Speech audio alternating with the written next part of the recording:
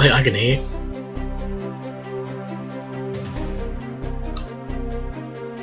Sorry, I forgot to unmute myself. And I also hadn't unmuted Jack either. Sorry about that, thank you for pointing that out. So yeah, come join the lobby. If you join the same lobby that you joined before, then I'm going to fast track Jack in. I still need 10 players on the left, even though it will be Jack who will be coming in.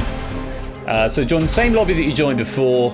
Answer the questions as you did before. We'll just play the honours system here. If that's everyone, it looks like it might be. No, I didn't bother putting a time machine on this one, Lupine, so we're just going to have to do it go the long way around, unfortunately. Is this actually streaming? Yes, it is. Okay, that's fine. Okay, right, that looks about right. So we'll play the game and we'll get there as fast as we can. Here we go. Hopefully it'll bring Jack back in. There you go, Jack. From Sector 7G. Just Adam and Teddy from Limerick. How much? 1, 2, 3 from Liverpool. I'm going to speed through these while I'm doing all this again. Mark from somewhere. Aaron, Keshi, Sotley, Shadowmane, Shapes, and Jogging Charm. There we go. Natty, you've been left on your own this time. Well, shall we bring Innes over again? We should probably do that. Innes is going to be company bot. There you go. There you go, Natter. There's some company for you. Well, that's a little bit close. There we go. Right. Good. Lovely. Without any further ado, Jack, it should fast track you, but we are going to have to play this fastest finger question first anyway. So it's going to be a question burn. It won't make any difference. Jack's going to get in on the fastest time possible. So let's go through it anyway. Here is the first question. Put these fragments together to spell a word meaning a residence with typically only one floor or story. ALOWNGBU.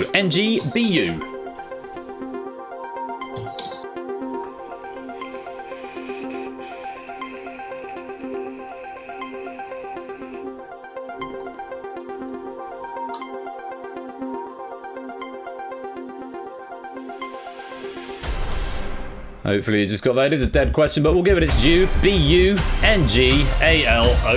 spells bungalow. Shouldn't make any difference, objects, countries. I guess we'll find out in a minute.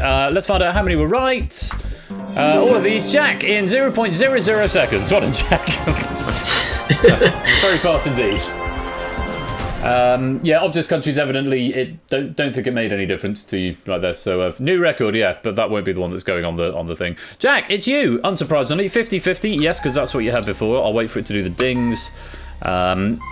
Same phone of friends as before, because we've not used that lifeline. There are those lifelines. They're going to go through slowly. And honour system in the audience. Here we go, let's play Who Wants to Be a Millionaire? Take 2. Can I just say before you start? Yeah. You're not streaming to Discord, but also I'm hearing my voice fed back to me. Yeah, let me do that right now. You want to see a screen, don't you? There you go.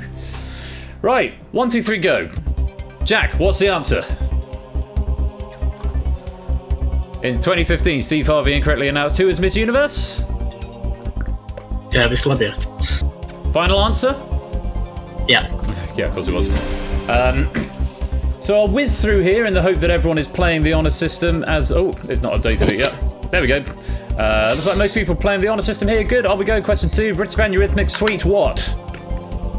What was it, Jack? Dream was made of this. It was, yes. We'll lock it in before we've even seen all the answers. Yeah, we'll nip through them, so we'll just play the honour system. Play the same answers you got before. And that'll be good. Question 3. To do something that disturbs a peaceful situation, one might figuratively rock the...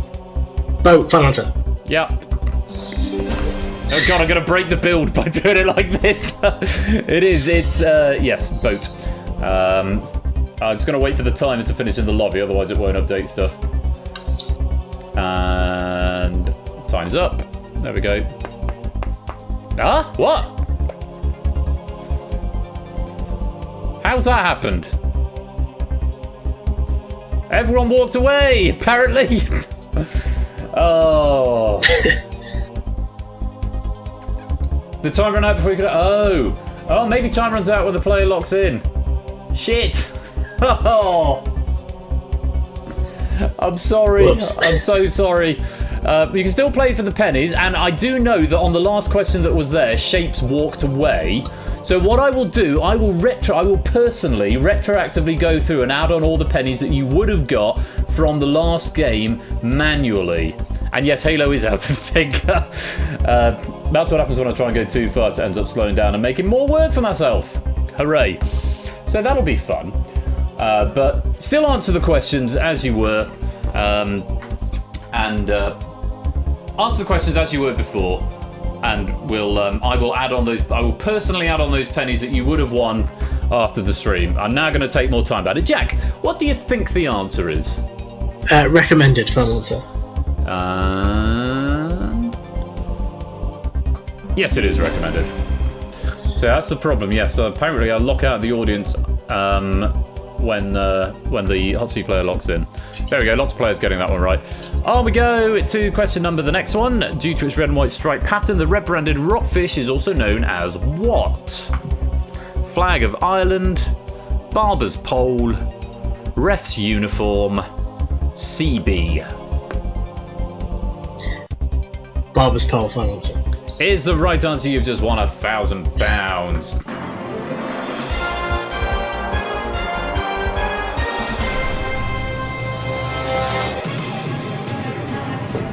Well, so much for trying to whiz through this and do it faster than before. So I've now made a whole backlog for myself there. But those are your ticks anyway. Hopefully people playing the honor system getting the same answers as they got before. On we go. We know where we're at. Let's go to question 6. Which of these is not an intergovernmental organisation, or IGO? Was it the United Nations? Was it the World Bank? Was it Oxfam International? Or was it Interpol? Oxfam, final answer. You won £2,000. Racy through. Diddle-diddle-diddle-diddle. Those are the scores in the lobby, and let's go on to the next question. Oh no, we're not going to have any music for this one because I pressed the button too fast. What is the main pollutant that causes acid rain? Sulfur dioxide, carbon monoxide, ozone, nitrogen oxide. I think you should use your 50-50 here, Jack. I think at this stage I use my 50-50. Let's use your 50-50. It's left the same two answers. Sulfur dioxide, final answer. Is the right answer. You've just won £4,000. Right, I'm going to let it do its pans so we don't lose the music again. Let's have a look there. Hopefully those scores are the same. Wait for the fade out to finish. Let's have a look how you're doing. Question number 8, £8,000. Who replaced Simon Cowell? What's the answer before the options come up? Ashley Banjo. Ashley Banjo. How about that? Imagine knowing that. Ashley Banjo, Emma Bunton, Stacey Solomon, or Gino D'Acampo. It was Ashley Banjo. That's the right answer. I'll get back into character properly in a minute, just once we've gotten through this bit. And we zoom back in, and we look at the scores, and we look at your score, and we go £16,000. What is a sepoy? And this one we're going to ask the audience on. Dot matrix printer, South American fungus, an Indian infantryman, or a Mongolian tent. I think we should ask the audience. I'm going to wait for the time to finish because I'm not quite sure what it does if I ask the audience before the actual question finishes. And there's time up. Let's ask the audience. And audience, let me know what you think. A, B, C, or D. Maybe vote as you did before rather than going for what we now know is the correct answer. And after this, I will go back into character. It's A, B, C, or D. All vote now.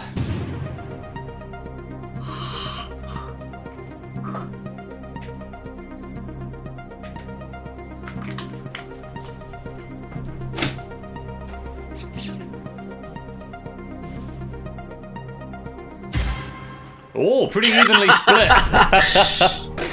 Pretty evenly split. What are you going to go for? I'm going to go Indian infantryman, final answer. It's the right answer. You've just won £16,000. And we're back where we were.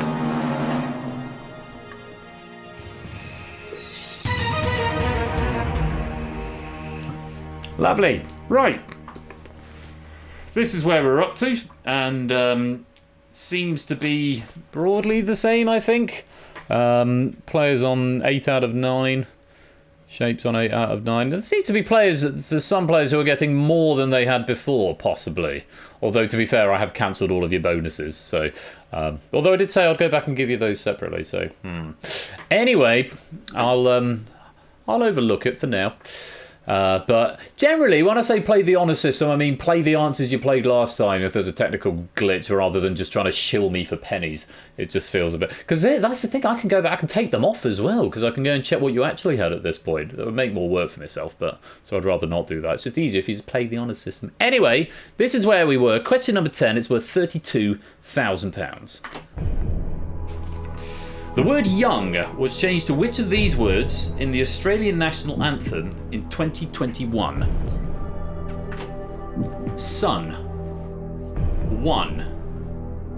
Done. Among. And what I was saying before it crashed was, I'm concerned about this because I know that the Canadian one was reworded as well recently. Right. And I assume that it's been done in a similar way, but I can't be sure. So I'm just thinking what to do. Well, you have got 2 lifelines. You can phone a friend. You can ask the host. It's up to you. My thinking is that only one of these really makes sense to me. Which is... Or would you rather not say at this stage? I'm just unsure whether to say.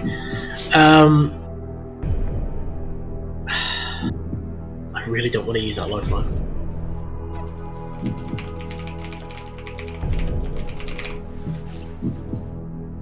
It's just every time well, no, actually that's not true. I got it wrong last time and I was corrected by the audience. Yeah. I think it's 1. Before I'm going to press you for a decision. You think it's 1? My assumption is that it's an adjective, so it's something like young people, and they changed it from young people to one people or something like that. The others don't make sense in that context.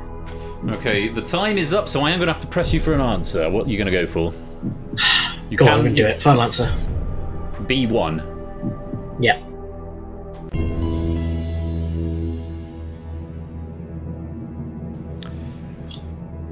You've just won £32,000. It's worth the wait. Nicely done. It was a bit awkward because you sort of said as well in the background, just at the start of the game, that Shapes had walked away, and I had considered calling him. So I'm giving extra information. Yeah, I did during the break think actually it would be better to ask you, because it's sort of, we're talking classical music. You may have heard it somewhere. I'm barely familiar with the fact it's called the Waltzing Matilda, or Advanced Australia Fair, as Google has told us. So I didn't even know what it was called. Apparently the lyrics, Australians all let us rejoice, for we are young and free. I imagine that has been changed to we are one and free.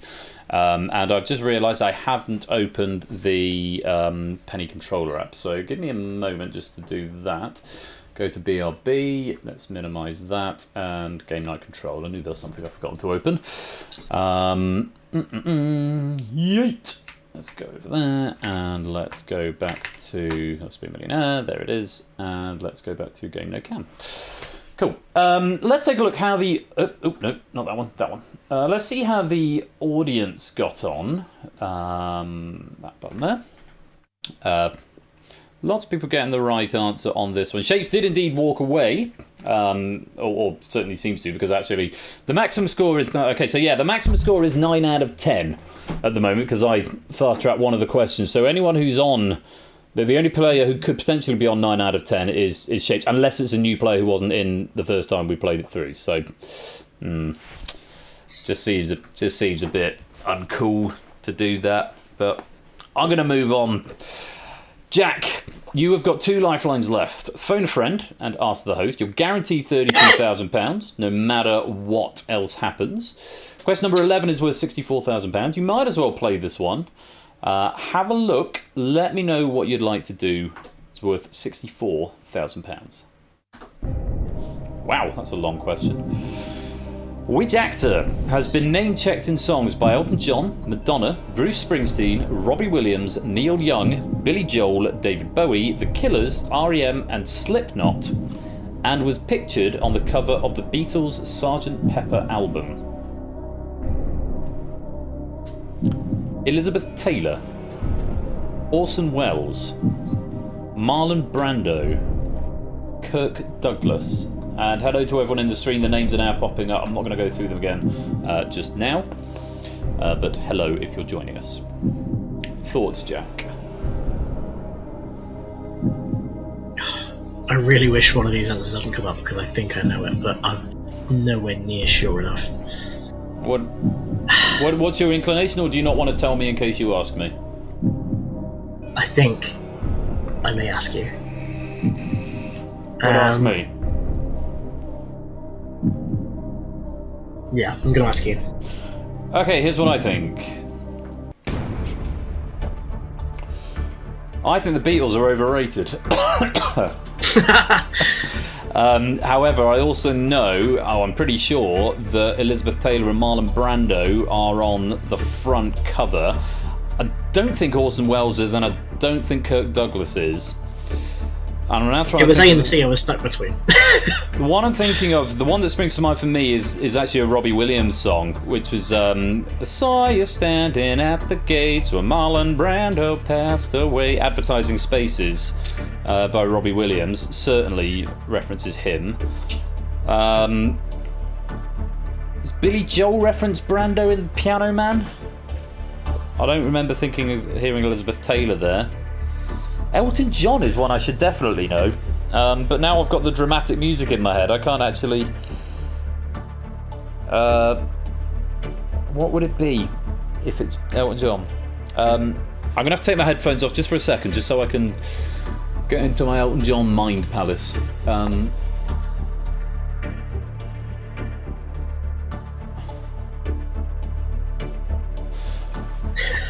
put my headphones back on now. I can't think what it is, but Marlon Brando rings a bell with Elton John as well. And that's certainly two of them that are up there. The rest, I wouldn't be sure. Vogue, my Madonna. That could be Elizabeth Taylor. Could be Marlon Brando. That did come into my head. That's why I was stuck between the two. Elton John Mind Palace is now the rain message. Yeah. If it is that, I'm gonna kick myself because I know a lot of Elton John songs. Maybe I'm thinking of Marilyn Monroe because obviously Goodbye Norma Jean, Candle in the Wind was Elton John. She's not an option though, so it's not that. Unless was. Hang on. Goodbye, Norma Jean. Though I never knew you at all, you had the grace to hold yourself for those around you crawled. Got out of the woodwork and they whispered into your brain. They set you on the treadmill and they made you change your name. It seems to me you live your life like a candle in the wind, never knowing who to cling to when the rain set in. I wouldn't like to know, but I was just again accountable for you. I never did. Loneliness was tough. The toughest role you've ever played. Marlon Brando was something.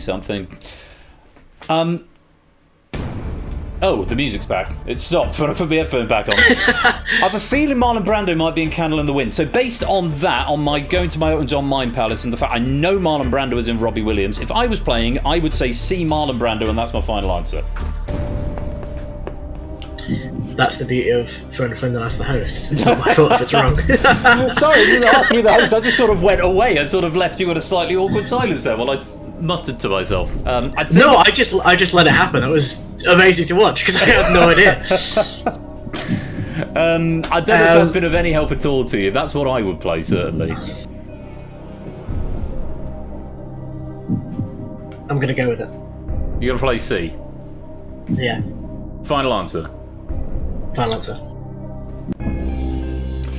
Okay, because you've asked me, I don't get anything in the console, so computer, can you please reveal, is that the right answer? Yes, it is! Elton John Mind Palace to the rescue. I'm going to have to find out what that was now. Is it Candle in the World? Elton John, Marlon Brando. Goodbye, Marlon Brando. Oh, There's a song called Goodbye Marlon Brando. It's not Candle in the Wind. Well, there we go. Today I learned. But it's definitely the Robbie Williams one. I know that for a fact. David Bodicum, G. Eisens, Fowley, anyone else I've missed, welcome to the stream. Let's take a look, see how we're getting on in the lobby. A very big noise. Message from our sponsor, Digital David. Host was correct. Host was correct. Thank you very much for the 100 bits there. Lovely stuff. Now, Jack, one lifeline to go. Phone a friend still available. Was it Aaron Shapes and Jogging Chum, I think you've got on standby, if memory serves. Yeah. Question number 12 is worth £125,000. You lose 32 if you're wrong. You don't have to play. You can use that lifeline and still walk away. But have a look. Let me know what you'd like to do. It's question 12 of a possible 15. Mathematician Pythagoras was born on which of these Greek islands? Andros, Samos, Naxos, Delos.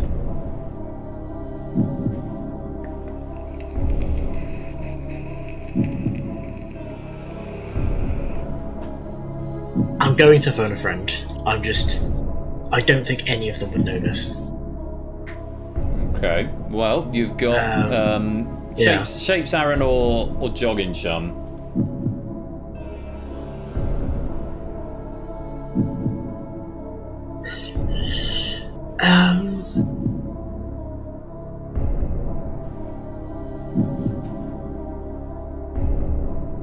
Part of me just wants to default and call Shapes, because that's where my instinct for a lot of these questions. I know a lot about what he knows and what he doesn't. I don't think he'd know this. Okay. Well, let's see if he can prove you wrong. We'll get Shapes up on the line, go on. And we'll tell him the question and the 4 possible answers. 30 seconds to ascertain some sort of response, and hopefully we'll get you up to that £125,000. Just wait for Shapes to appear in the green room. There he goes. Just getting sound tested by Colo.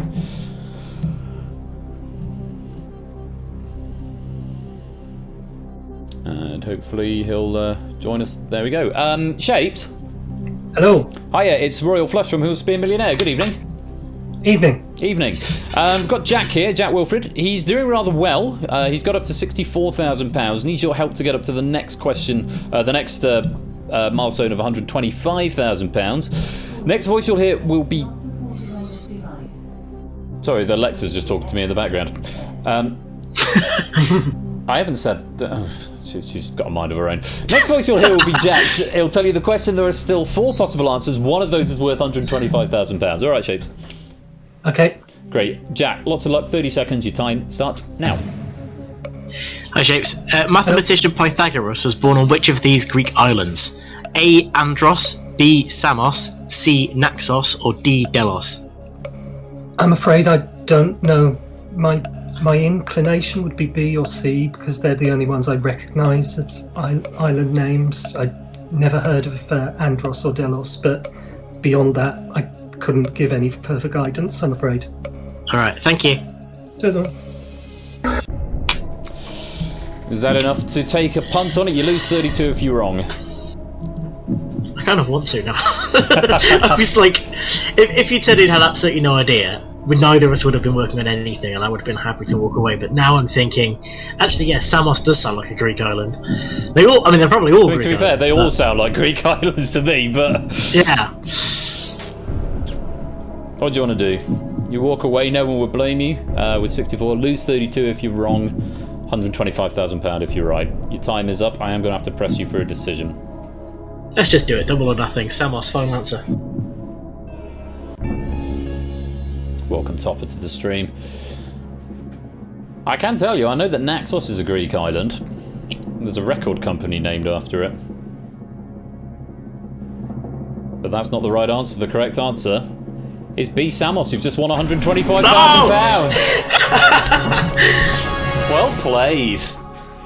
No, just that little hunch from Shapes there. He's going for one of 2, and you've decided to go with one, and hey, paid off for you. Very well played. It's Sotley, How Much, and Shapes, ABME, and Toot all getting that one right. Of course, your bonuses are all wrong, but you do get your pennies for the number of questions you get right. Jack, you're 3 away from $1 million. You've burnt up all your lifelines. Question number 13 is worth sorry, no, it's not. It's worth £250,000. If you give me a right answer, you do lose 93 if you're wrong. Have a look. You don't have to play, but let me know. It's question number 13 of a possible 15. Where was highwayman Dick Turpin hanged after being found guilty of horse theft? Heartsease, Norwich. Pittenweem, Edinburgh. Botcherby, Carlisle. Knavesmire, York.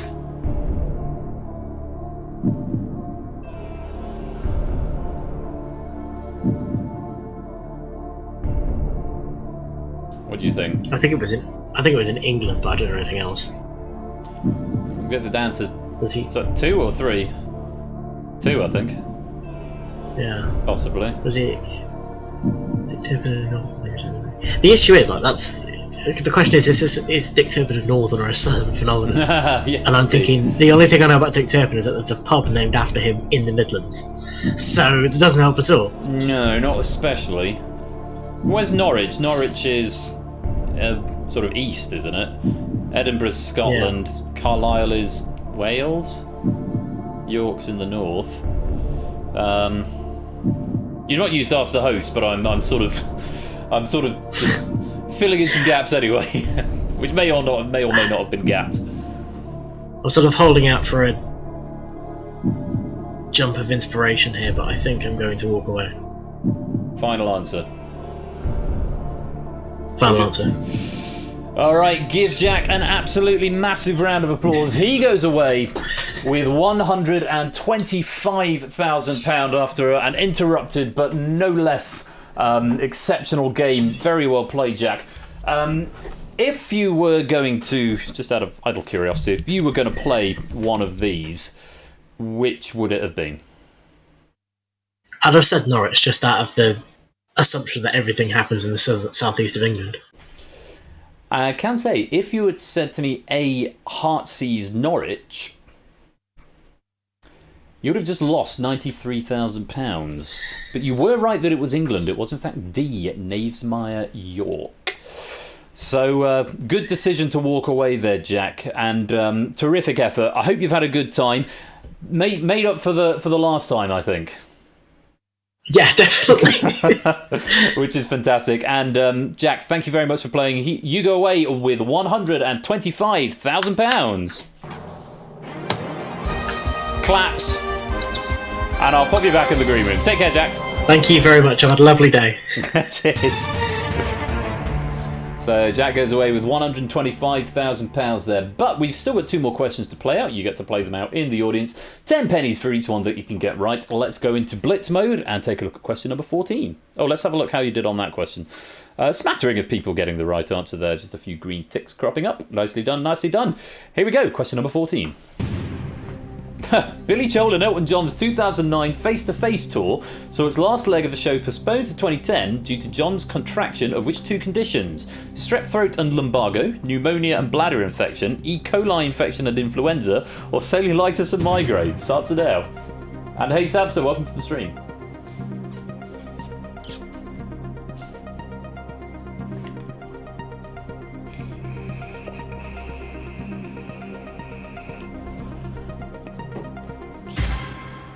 Majority going for A. It's actually C, E. coli infection and influenza. Bloody Nora, what a combination to get there. Yeah, my Elton John Mind Palace couldn't have helped me out there. Do I know Elton John's liver condition? I'm afraid I don't. Let's see who got that one right. Green tick if you did. Nicely done, nicely done. And one final question in this pack from Sab. Take a look at this. Based on an international internet poll, which country is known as the most inked, with 48% of its residents having at least one tattoo? Is it New Zealand? Is it Israel? Is it Italy? Or is it USA? Answer now. I know what I'd go for.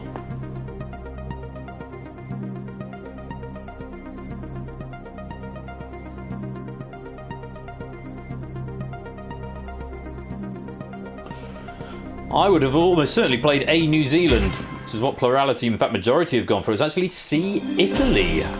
Italy, the answer we were after there. Just 15% getting that. Well done if you did. Toot, Dogfish, and How Much, all getting the right answer there. 12 looks like the highest score in this lobby. Shapes, How Much, It's Sotley. And that's it, all getting 12. So times your number of questions correct by 10, that's how many pennies you'll get. Now, that's all been written to the drive. I will go back and add on those bonuses to players who were in the first game, whatever you got up to, I'll add those on, because my itchy trigger finger meant that we couldn't play as we did before. So, yeah, 100 plus 4k bonus.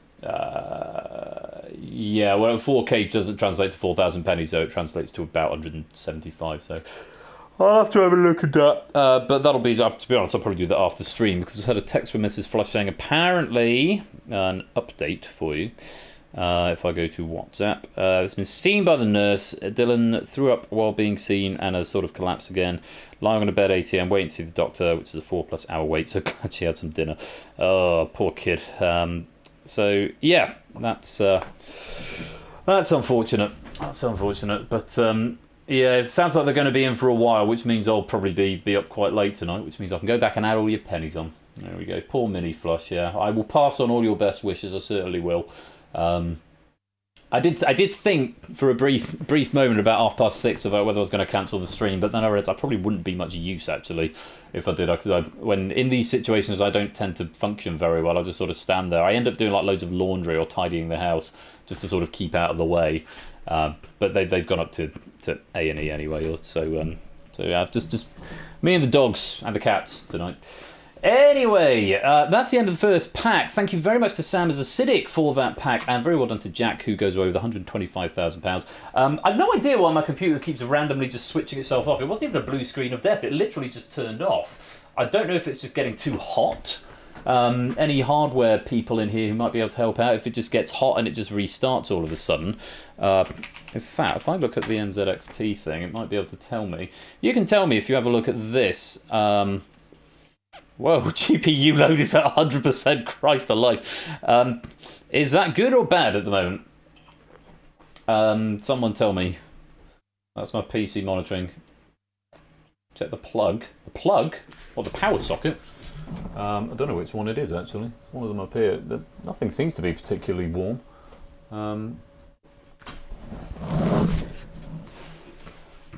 So, yeah. It's... spit it out, objects countries. I definitely have a computer there. Yeah. But it's Unity that's hogging all the GPU, it always does. But, I mean, it's not like it's happened loads, it's happened a couple of times. But it always tends to be while I'm streaming. But, yeah. No, there's no blue screen. No blue screen of Death Silent Marine. Welcome to the stream, by the way. Don't your computer in an ice bath, that'll cool it down. I've not long had it sort of rebuilt, but I didn't update the graphics card. I got a new processor, a new RAM, and new hard drives, and a new motherboard, but I'm using the same graphics card I've had for the last 6 years. So, yeah, I've no idea what's going on. I've got an i9 processor, so maybe being suppressed. Possibly. Well, David, you're the IT guru, so... yeah, if it just didn't do a blue screen, it just went straight to restart. So, don't know if the processor's so fast it processed the error and then just decided to restart it. But this, I'm not particularly bothered about the GPU load being too high. But fan speed, temperature 83. That feels quite hot actually. But again, it's GPU, so CPU. Oh, hello, cat. CPU at 67. I mean, is that hot?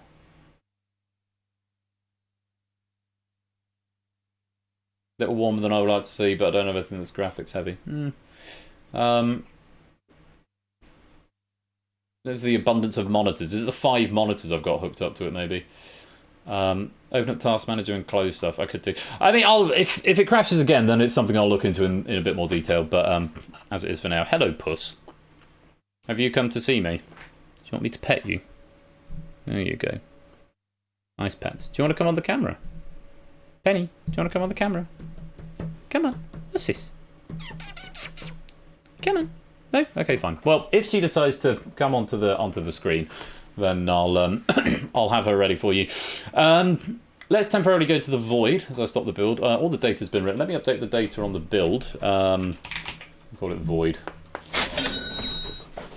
Void pennies, void 15. This is what I load in the next pack. And this one is going to be from Now Cut That Out. I have been told by the proofers that this one is particularly challenging. If that affects whether or not you want to play it, whether you just want to play for fun. But it is Now Cut That Out's question pack. And hello, Quizzle, welcome to the stream. That might have been a whisper. I really need to update. I'll update this before season 7, definitely will.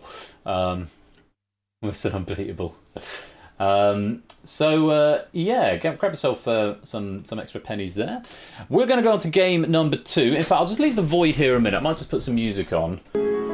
Why don't I leave you in the very capable hands of my cat while I go get myself another glass of wine. Let's go back to Just Cam. Oh, more void. Boom, there I am, hello. And I'll make sure I have to turn that camera off in a minute. But if I leave you in... I've got anything that's just Twitter over there, Twitter and Discord. Penny! Are you going to stay in charge? Oh. If I leave the chair here, she'll come and sit in the chair. Oh, she's back. Right. You guard the stream, Penny. I'm going to turn the chair around so you don't sit in it. Oh. Ah, there is another animal that's appeared. That would be why she ran back so quickly. Come on, Dexter. We'll leave Penny there. I'll be right back. I'm just going to go get some wine. Come on, boy. Come.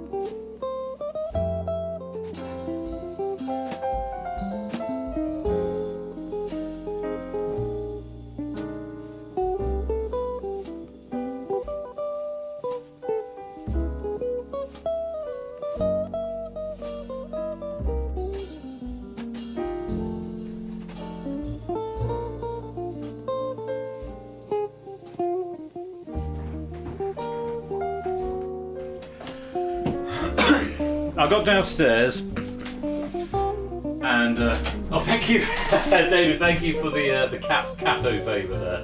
Thank you very much. Yeah, I got downstairs and realised I didn't actually want another glass of wine, so I got myself a Southern Comfort and lemonade instead. Let's put the can back on. Oh, I could leave it on the cat. She could host the next game. It's probably oh bloody hell! Hello, lights. Probably a finer sight than looking at me. Have we zoomed in a bit there? No, we haven't. Right. So, let's turn that one off. Let's go back to BRB and let's disable the flash cam. So it'll work again. Let's stop the music and let's get ready for game number 2. It is Now Cut That Out pack. Slightly challenging is what I'm being told by the proofers. Let's see what you make of it. Let's play Who Wants to Be a Millionaire?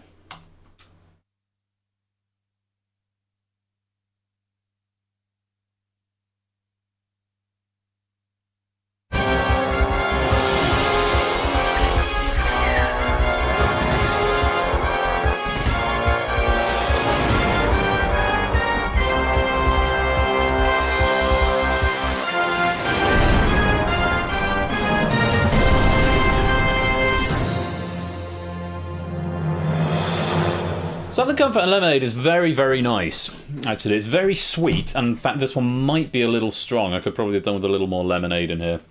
It's certainly not a budget save. Bloody hell, Southern Comfort's I think I got the bottle I've got at the moment. I've got a litre bottle for about 14 quid, but it's normally about 22 for a litre of it. Let's stop the void bonus right there. But it's very nice. Oh, the stack. No idea. I don't see them. I don't see them in advance. All I've been told is that it is difficult. Yeah, I like a European measure as well, Kesh. We went to a bar in France one time, and they don't have optics or anything. They just chuck a load in, and they charge you like a double, but you get like a quarter of a bottle in in a single one, and yeah, it's good. Leave the gas off, drink yourself warm. That's an incredibly nihilistic thing to say. I'll leave the gas off. Oh, I think I'm going to leave the gas on. Drink yourself warm. No, that would possibly work. Penny, are you observing this game? What a sweet cat. Please don't hit me. Thank you for not hitting me. Okay, just a little pat. Right, game number 2 is Toots Pack, and if you want to play, type in a code.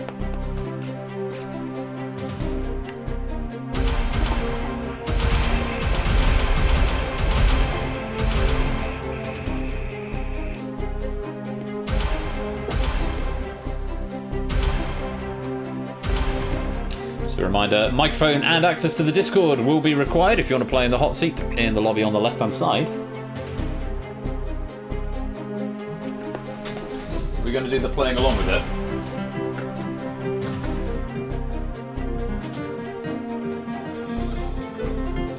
I can remember how it goes.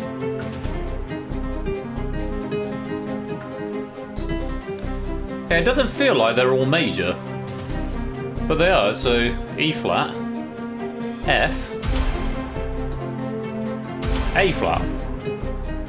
Sounds very serious. I mean, it's supposed to sound serious, but it doesn't sound like it's all major. Hello, Lingo. What's the stream? Right. I'll give it a few more minutes. Well, a few more seconds, rather. A few more minutes. Nobody got time for that.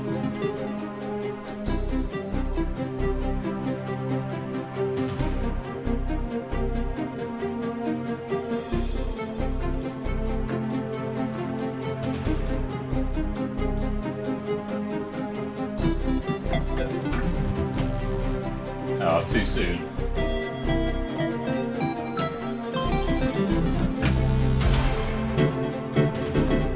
Hello, Riff. Good to have you here, Riff. Hope you're keeping well. Welcome to the game. I'll do some Super Mario in a minute. The British song.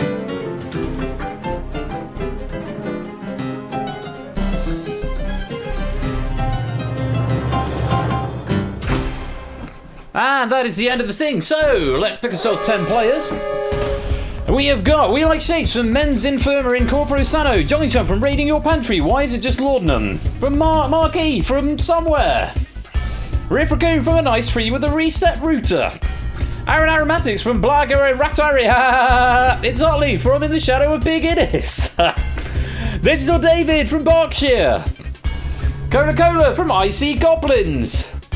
How much 123 from Spaceman? And just Adam and Teddy from Limerick. Then play some Millionaire Sweet When. I could do that. Something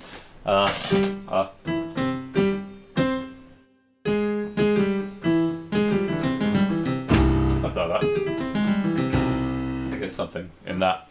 I'd need a choir sound, wouldn't I, for the first one? Oh, that's an orchestra. That's quite a simple one.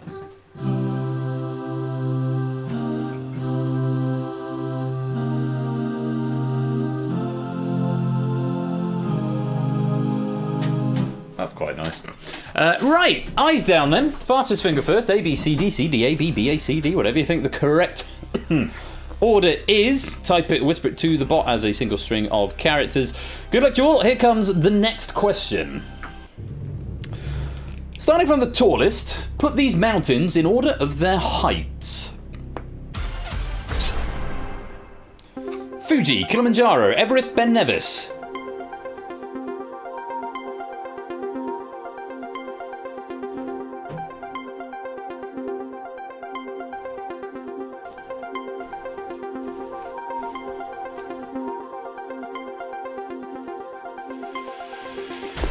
Reasonably friendly question there. Starting with highest. It should be CBAD, I think. Tallest is obviously Everest, tallest mountain in the world. Then Kilimanjaro, which is the tallest freestanding mountain in the world. Then Fuji, Mount Fujiyama, which is in Japan. And finally, Ben Nevis, which is the tallest mountain in the UK, or possibly England. So CBAD, that's the right order. Hello, Not a Cat, welcome to the stream. Oh, Shadowbane going the wrong way. Well, let's find out who was right and who was right in the fastest time. All of these were right. Quite a few. Who was fastest? Aaron Aromatics in 4.38 seconds. Well done, Aaron. Aaron, you are next up to play for a virtual £1 million. Let me take this opportunity to check the leaderboard. See where Aaron is on this, if Aaron is on this. Aaron, pop your way down to the green room. We'll get you sound tested by Mr. Colo, and then we'll get you into the game. I do see an Aaron Aromatics with a question pack from its Sotley getting to £32,000. Maybe the only entry, so maybe it's only second time for Aaron. We'll find out. Let's have a chat. Aaron, hello. Well, how are you? Not too bad. Good evening. Nice, very fast there. 4.38 seconds, pretty quick. Thank you. I just had a quick idea and then thought it would be better to just press buttons quickly and then hit enter. It seems to have worked out for you. That's usually the yeah. So hopefully we're not going to have any technical issues with this game, and apologies in advance if that happens. We'll keep our fingers crossed. Are you feeling intimidated by the fact that the proofers warn me that this is a tricky pack from Toot? And hello, Score, welcome to the stream. I was intimidated, but then now it's I'm sort of expected because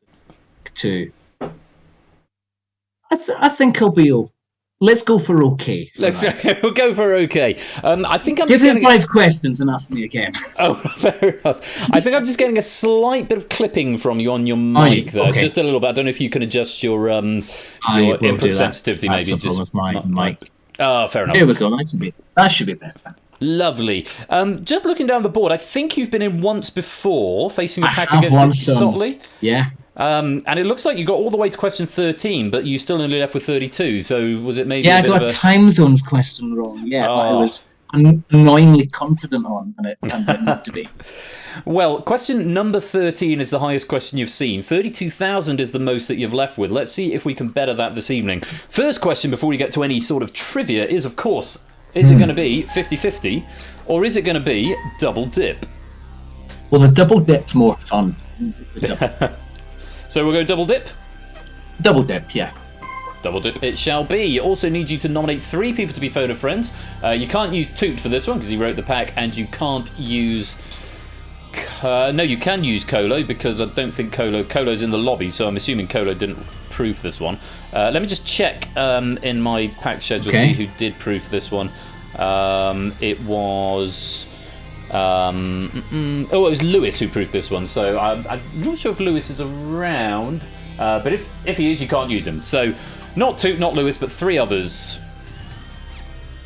Okay, I will go for... I think Shapes knows quite a lot of stuff I don't know. So okay. Be sensible. Again, Inca knows lots of like Quiz Bowl stuff that another sensible pick. Okay. Probably an American would quite have. Americans from chat, you've got... The amount of Jeopardy that Toot watches. Yeah, I mean, you've got Mark volunteering as an American in chat. Let's go Mark. Let's go Mark. So, Shapes, Inca and Mark, if you could be on standby ready to be phone a friends if needed. And you are 15 questions now away from a virtual £1 million. You've got those 4 lifelines, that double dip that you've chosen.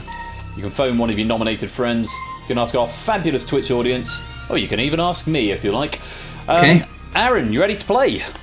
I'm ready. Let's give it a shot. Okay, let's play. Who wants to be a millionaire?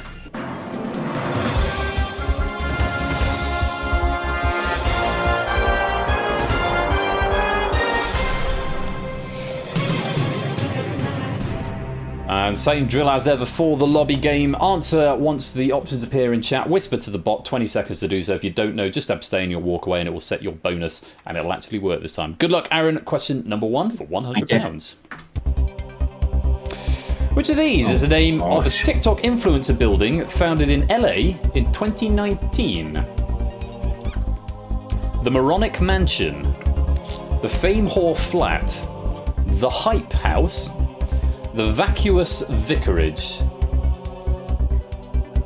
Well, I didn't know it before it came up, but given the other three answers, I would be quite surprised if it wasn't the Hype House. You want to play? Yeah, final answer, the Hype House. It's the right answer. You've won £100. There we go. So we're off the mark. So I did forewarn everyone that this was a tricky pack. It's one of these sort of expert advanced packs that we see from time to time. Liswitz and How Much getting that one wrong, and Objects Countries and Adam walking away on that one. Everyone else getting a nice green tick. Let's go on to question 2 for £200. Hexacosia hexaconta hexaphobia is the fear of which biblical number? 666, 6, 66, 69. I'm not slightly disappointed to get the Bible question either way so early, but I'm not aware of there being any mention of 69 in the Bible. I see 3 hexas, and the only one of those which you'd rationally fear is 666, so A666 is my final answer. And it's the right answer. You've just won £200. Yes, biblical number, obviously the number of the beast. Yeah. Also an Iron Maiden album from 1981, I think. I did not know that. I only know that because I wrote a question about it today for a thing we may see on Tuesday. Let's take a look at the lobby. No dramas there. Everyone who was in is still in, and a couple of extra green ticks as well. Let's go on to question number 3 for £300. What was the military code name for the evacuation of American citizens from Saigon in 1975? Operation Regular Flatulence, Operation Frequent Wind, Operation Constant Rude Noises, Operation Common Farts. Okay. Well, again, I'm going to go with the logic I used for the first question and say I didn't know what it was before the options came up, but I would be very surprised if it was any of the other 3. I'm going to go Operation Frequent Wind. Final answer? Final answer. It is the right answer. You've won £300. And Super Patrick, welcome to the stream as well. Good to have you. There's just a brief moment of, is what I'm saying making sense? Yes. Well, you've got the time on your clock there to think things through. DMC walking away with £200 there. Quite a few other correct answers. Let's go on to question number 4. It's worth £500. Wibbling Rivalry, which reached number 52 in the UK charts, was a recording of an argument between members of which band?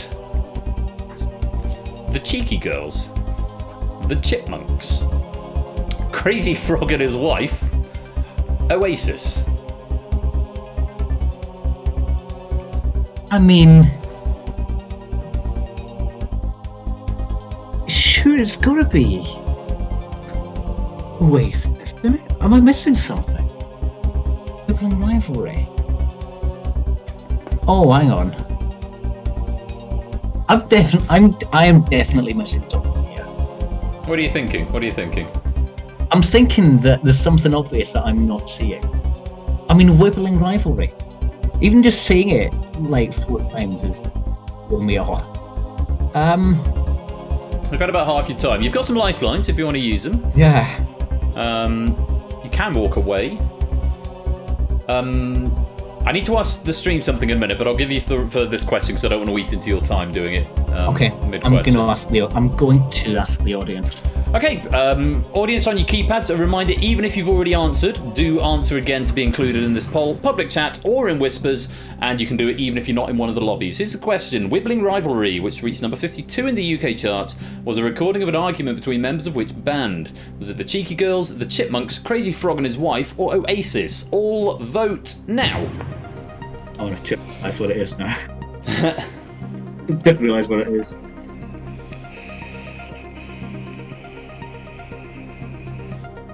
And raising the bar, welcome to the stream. Yeah, I thought that might happen. 4% think the Cheeky Girls, 18% each think the Chipmunks and Crazy Frog and his wife, 59% think Oasis. It's quite a big majority, but yeah, on reflection, the only one that's really going to have an argument between them is Oasis. So, Oasis. final answer. Is the right answer. You've just won £500. Well done, audience. Thank you. What I was going to ask, I've just realised that when Aaron talks, he's piping through my desktop audio channel, which is the one that captures the game audio and the desktop sounds, rather than through the Discord audio channel, which is currently not making any noise at all. And I've only just noticed that, but presumably I've been doing it for the whole of the stream. I've obviously reconfigured VoiceMeet without realising it. Oh, did you tell me this earlier, but I didn't hear you, Jack? Oh. Well, what I was just going to ask is the audio sounding okay? Is Aaron coming through clearly enough? Aaron, is the audio okay for you? Hello. Hi. Hi. Can you can hear the game okay, Aaron? I can hear the game okay. Yeah, I can hear you okay as well. Okay. Okay. Chat's confirming everything seems to be sounding okay, so I'll just ignore that. Okay. That's just one button less that I need to worry about. Let's take a look at the audience. Oh, Halo, Lingo, Jong Kolo, and David all getting that one wrong, plummeting back to 0. Shadowbane, Riff, Lupine, and Tadaro choosing to walk on that one, setting their bonus at £300. Aaron, as for you, question number 5 is worth a guaranteed £1,000 if you give me a right answer. Still got 3 lifelines left. You don't have to play, but have a look. Question number 5 of a possible 15. Okay. The tennis bracelet received its name through its connection with which of these sports stars? Chris Evert, Chris Hoy, Chris Humphreys, Cristiano Ronaldo. Okay, well, only one of those plays tennis, as far as I'm aware. Chris Hoy's a cyclist. Cristiano Ronaldo's a footballer. Can't really remember what Chris Humphreys is to mind, but Chris Everett's definitely a tennis player, so Chris Evert, answer. It's the right answer. You've just won £1,000. Nicely done.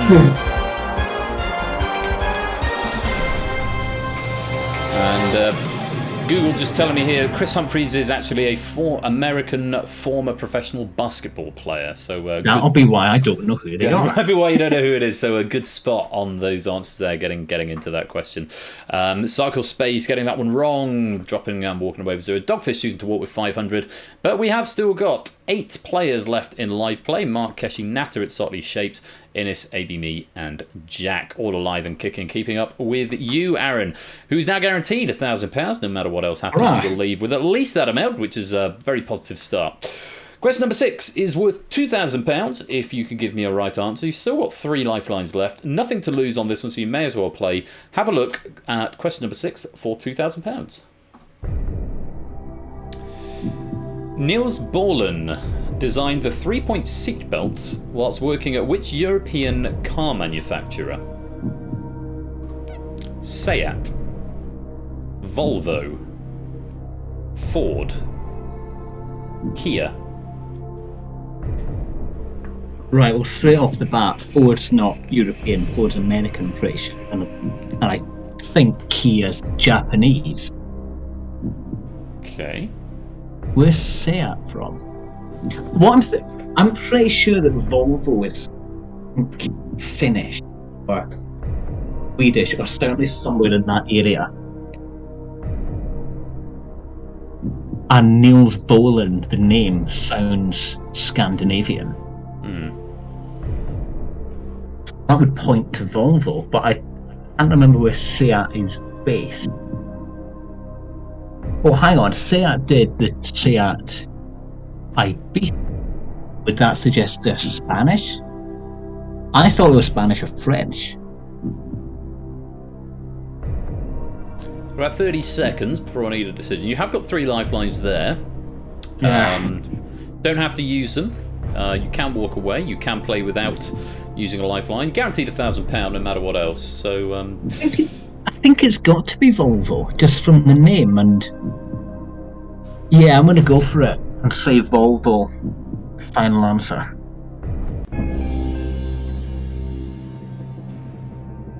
it's the right answer. You've won £2,000.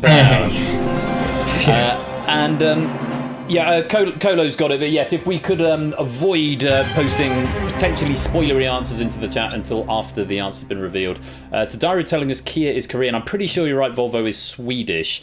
Okay. Seat I thought was Italian. Oh, is it? Okay. I mean, I might not be. I thought it was, but I'm about to find out through the magic of the internet.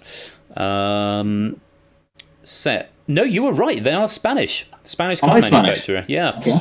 And Kia Korean, Volvo Swedish, or from somewhere in Fennoscandia, and Seat are indeed Spanish. What was the other one? Ford are English, aren't they? Or well, they were English, but American. Wasn't he Henry Ford? Okay. I thought he was British. The scales fall from ours, I believe, for 33 years that the Ford is an English car.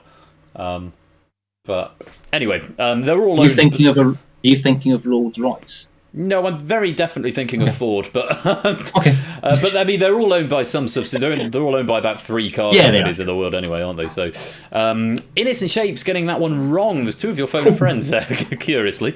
Mark, your other phone friend, is still there, along with Keshi, Nat, Itzoli, Abimi, and Jack. This is proven to be a tricky pack, but you're making sure of it at the moment. You're up to £2,000. Still got 3 lifelines left. We would expect a higher lifeline burn rate on a pack like this.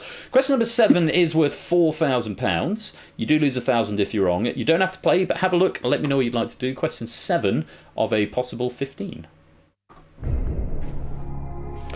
The fashion editor Anna Wintour's nickname, Wintour of Our Discontent, is based on a line from the opening soliloquy of which Shakespeare play? Hamlet, Macbeth, Richard III, The Merry Wives of Windsor. Well, it's definitely not Macbeth, because we didn't do Macbeth at school, but the other class did. I know. Well, you're missing a trick. I would have thought in your neck of the woods that would have been required. Oh, we did. reading. We did Death of a Salesman. The other classes all did Macbeth. But the opening of Macbeth is "When Shall We Three Meet Again?" I'm pretty sure. But before the options came up, now is the winter of our discontent. I was pretty sure it was Richard III. I think there's a Red Dwarf reference as well with it, which is just coming to mind.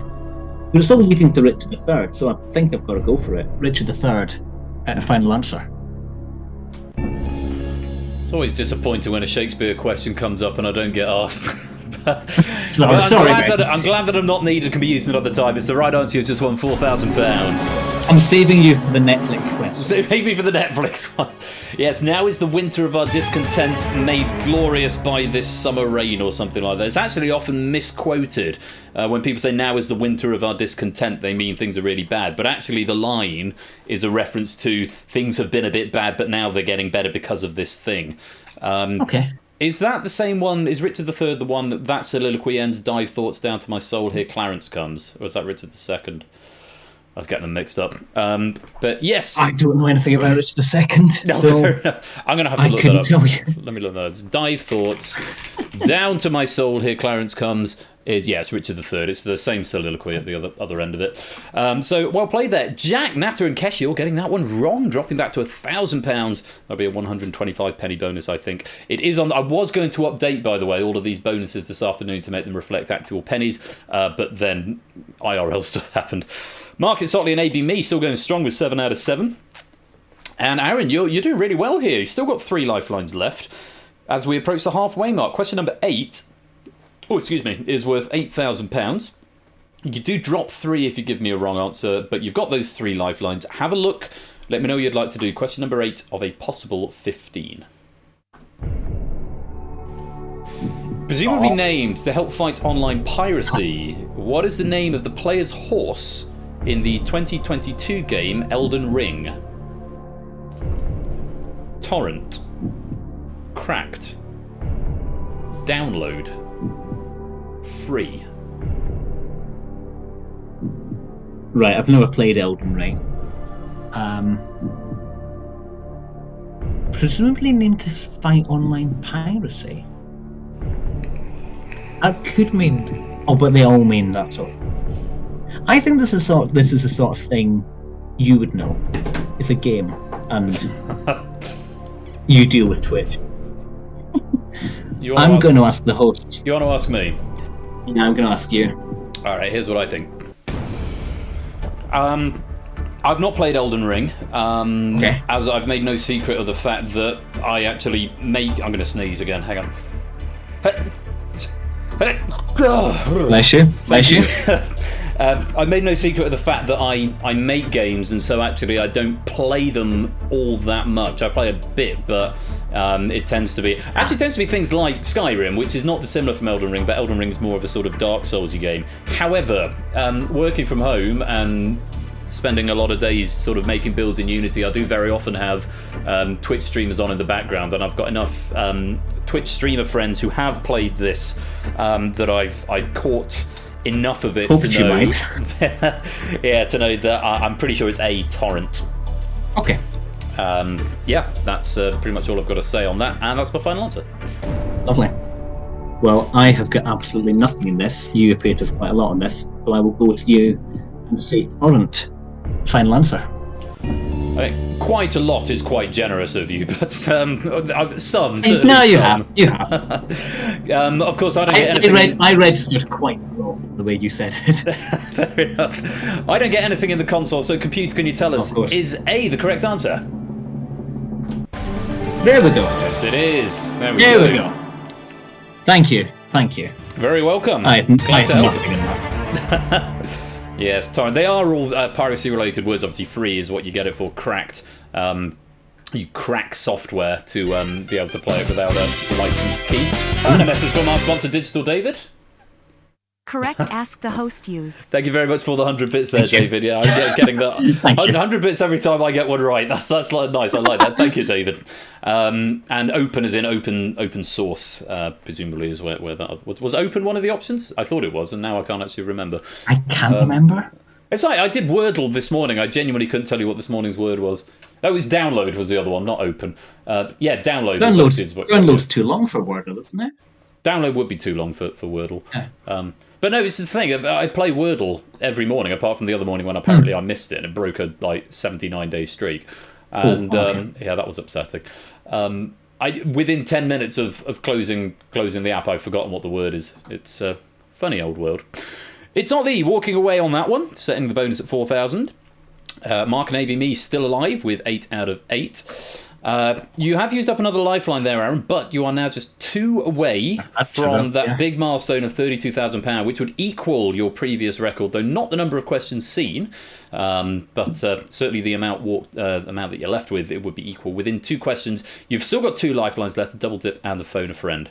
Have a look at question number 9 for £16,000. You lose 7 if you're wrong. You don't have to play, but have a look at it. Let me know what you'd like to do. In 1931, Albert Einstein sent a letter entitled Why War to which famous person? Pyotr Ilyich Tchaikovsky, Sigmund Freud, Greta Garbo, Florence Nightingale. Oh. I was convinced it was a sort of another physicist. And none of these are. I'm not convinced that Tchaikovsky would have been alive in 1931. Neither Sigmund Freud nor Nightingale. When was... Well... How old's Lucien Freud? He's about... Is he 80? Is he 90? Does that check out? Hello, Prugs. Welcome to the stream. Coming up to 30 seconds, just over 30 seconds, just under 30 seconds rather to go, Aaron. You have got 2 lifelines here. I think I'm going to have to phone a friend because I don't see the clues in this. You want to phone a friend? I'm going to phone Inca. Okay, I'll press the magic button to stop your clock. Inca, we'll get Inca up on the line, and you can tell him the question and the 4 possible answers. Hopefully he'll be able to help you out, get you up to £16,000. Is there anything particularly you're leaning towards at the moment? Sorry, I got a text message at that minute, so I was slightly distracted while you were musing. So Inca's in the green room, let's bring him in. Inca? Hello. Hi, Royal Flush from Who Wants to Be a Millionaire, good evening. Oh, what a nice surprise. Hello. Oh, what a nice surprise. Yes, nice to talk to you. We've got Aaron here, Aaron Aromatics. Oh, yeah, I know him. He's doing rather well, actually. He's got up to £8,000, does need your help to get up to £16,000. The next voice you'll hear will be Aaron's. He'll tell you the question. There's still 4 possible answers. One of those is worth £16,000. All right, Inca. I'll do what I can. Grand. Aaron, lots of luck. 30 seconds, your time starts now. In 1831, Albert Einstein sent a letter entitled Why War to which famous person? Tchaikovsky, Freud, Greta Garbo, or Florence Nightingale?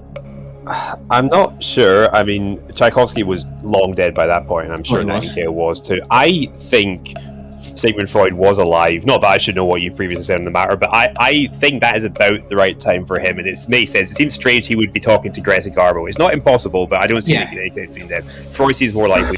Yeah. To cut Inca off mid-flow there, but the time was up. Do you want to go with him?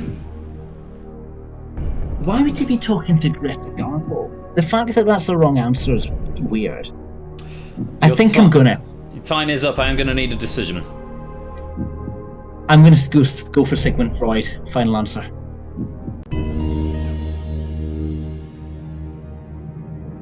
It's not Garbo, surely. It's not Greta Garbo.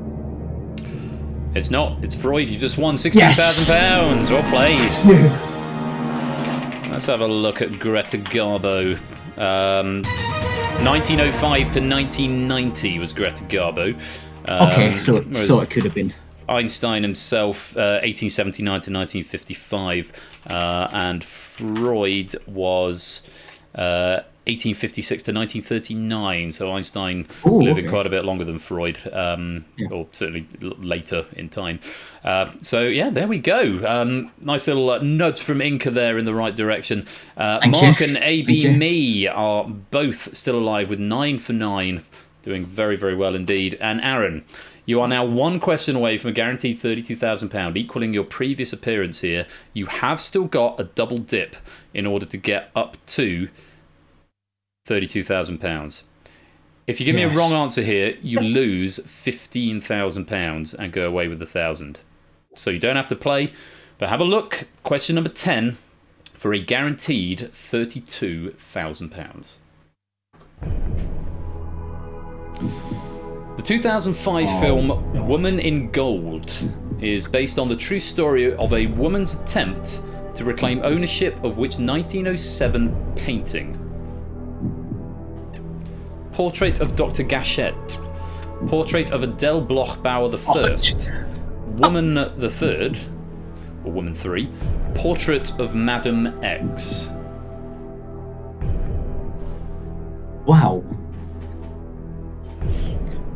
When the question came up, I thought that I might be able to rule out a few answers. They were substantially before or substantially after 1907, and I might be able to double dip it. I have not the slightest idea what to do. You've got about 50 seconds to make up your mind. You have got that double dip. The problem with double dip is that, unlike with the 50-50... can't walk away. Yeah, you can play 50-50 and still walk away. With double dip, it's the one exception you can't do that. So if you do double dip, then you will be committed and locked into the answer. Or locked into the question, I should say. Weirdly drawn to Dr. Gachet, and I don't know why. But then again, if I was going to double dip, I don't know what the second one I'd go. That's the question you've got to ask. If you're going to double dip, what are your 2? I'm going to rule out Woman 3. Okay. I'm going to double dip. Just because I think I might as well, because I want to hit 32. Just to confirm, if you double dip, you cannot walk away. You sure you want to? Yeah, go for it. Double dip has been activated. You are bound to answer this question. The question is, the 2005 film Woman in Gold is based on the true story of a woman's attempt to reclaim ownership of which 1907 painting? A. Portrait of Dr. Gachet, B. Portrait of Adele Bloch-Bauer I, C. Woman 3, D. Portrait of Madame X. Can I have your first answer, please? I'm weirdly drawn to Portrait of Dr. Gachet, so I'm going to go for that final answer. I will say, if this is wrong, the clock will be back on. You will have 5 seconds to make a decision on your second answer. Let's lock in A, Portrait of Dr. Gachette. Or Gachet. What's that you pronounce it? Oh dear. I think it's Gachette or Gachet. I can tell you that A, Portrait of Dr. Gachet. Okay. So that's the sting running out there, that is not the right answer. Right, okay. Clock is back on. B, C, or Madam D? X. Madam X, final answer.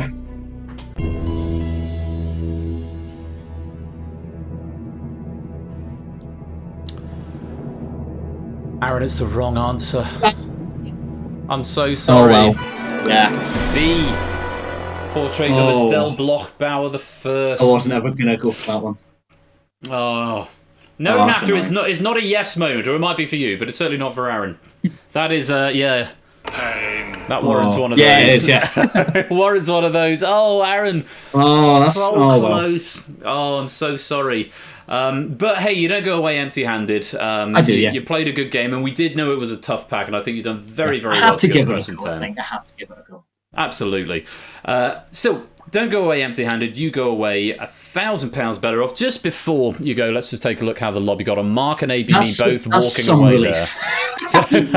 So you lasted the same amount of time as the last players in the lobby. So, Aaron, it's been great to talk to you. Sorry it wasn't more, but congratulations. I had a good time. Thank you. Good. Congratulations, £1,000. Thank you very much.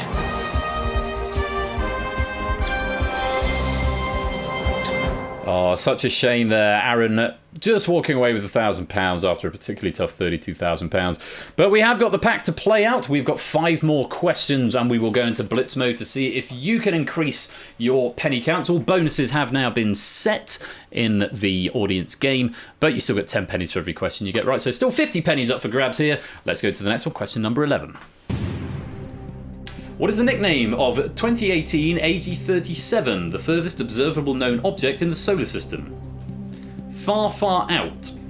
Way, way out. Way far out. Long way out. Answer now.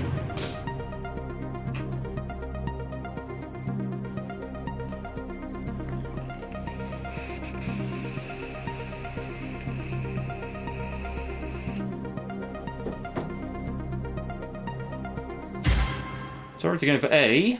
Majority correct. Far, far out was the right answer. Very well done if you are one of the 50% who gave me that. David, it's Sotley, Shapes, Sarkis Space Dogfish, ABME, Jack, Lupine, and Listwitz. Let's go on to question 12. In ancient Rome, a Thermopylaeum is most similar to which of these modern buildings? Strip club, fast food restaurant, cinema, spa. Answer now.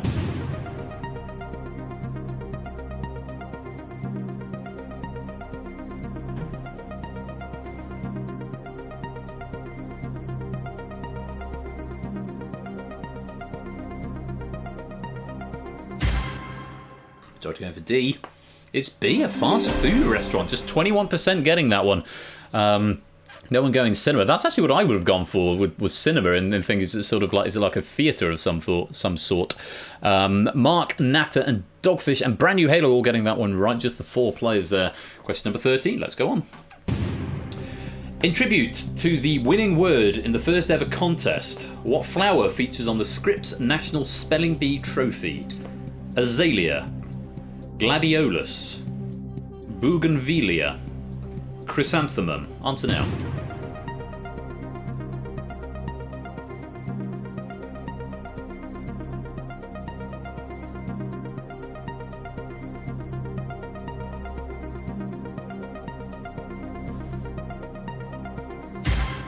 Plurality with D. It's actually B, gladiolus. Gladiolus was the answer we were after there for £250,000. Lupine, AB Me, Dogfish, Mark, and it's Sotley getting that one right. What's the maximum score after 13 questions? Mark on 11. AB Me on 11. Lupine on 11. 2 questions to go. Here's question number 14. According to a Chinese fable, the poet Li Bei died from drowning while attempting to do what? grab the moon, walk on water, kiss a frog, catch a dolphin? Answer now.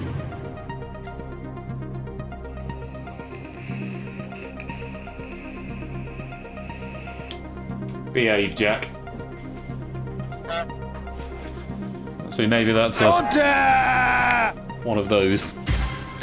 Majority with A is the right answer. Grab the moon. Very well played if you got the £500,000 question right. Shadowmain, Mark, Keshi, Sotley, Shapes, Colo, Jogging Chum, Cycle Space, DMC, Lupine, Halo, and Listwitz. Nicely done. One more question then in this particularly tricky pack from Toot. Let's have a look at question number 15. Which of these Bing Crosby songs was not banned by the BBC? Brother, Can You Spare a Dime? I'll Be Home for Christmas? Deep in the Heart of Texas? Or Miss You? Answer now.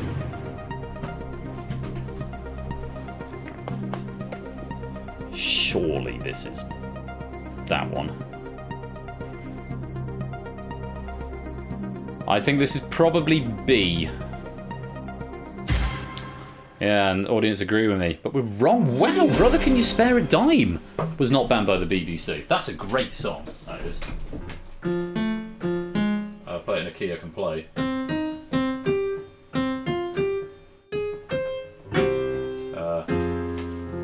Once I built a railroad, made it run, made it race against time.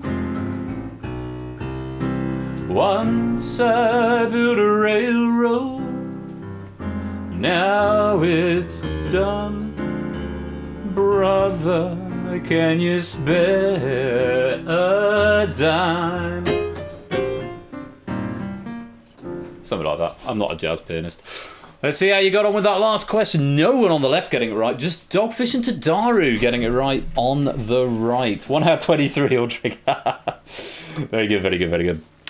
So that was final question, and let's add those pennies to your scores. And I'll give you some bonus pennies at the end as well. Woowa to bam. And then it'll update it on the drive as well. Woowa to bam, or Woowa to bam 5, if you prefer. So we've got just the one more pack to play tonight. I need to text my wife the Netflix password because apparently the one there isn't working. Problem is, I don't actually know what it is. So I will have to look that up on Chrome in a minute. No, I'll look it up on Chrome in a minute when I'm not sharing the screen. I'm going to share my Netflix password with everybody. Yeah, a really lovely pack from 2. It was on the tricky side, but Aaron giving a really good go there, getting all the way up to question number 10 before painfully dropping that down to £1,000, but hopefully had a good time with that all the same. And yeah, that was Toot's pack. Always good to have the sort of the advanced pack, an advanced pack from time to time. And that was, I think, definitely could said to be one of those. Let's stop that bonus in 3, 2, 1. Stopping the bonus. Pennies should now be up to date, including from that game. Apart from Aaron's, which I'll have to do manually. That is going to be automated in the game, but I've just still not got around to it yet. So Aaron's pennies and leaderboard score will be added on retroactively, as will your bonuses from the first game, which I screwed up because the computer crashed. Yes, last chance to get pennies, incidentally, last chance apart from Tuesday to get pennies before next Saturday's season finale, before I go off on hiatus for a bit. There will be some streams during that hiatus. I'm going to develop something live on stream with your assistance and input, probably at a regular stream time as part of the 12-hour challenge. We don't need to add the leaderboards. Oh, we do for posterity, Aaron. We definitely do. So thank you very much to Toot for that. We're just going to drop back into the void. Let me move those to the used pack. I will set up the final pack, which comes from Colo, and I will read what I've been given by the proofers in full before I actually begin, because apparently this is quite different from what we've done before. I'm going to hop over to Just Cam. If I reactivate the flush cam in there. Boom, hello. And I'll take this opportunity just to find the Netflix password, which should be saved in Chrome. Should. He says, right, passwords. Is it Google Passwords? Probably. Maybe I'll just stop sharing my screen in Discord just for a second as well.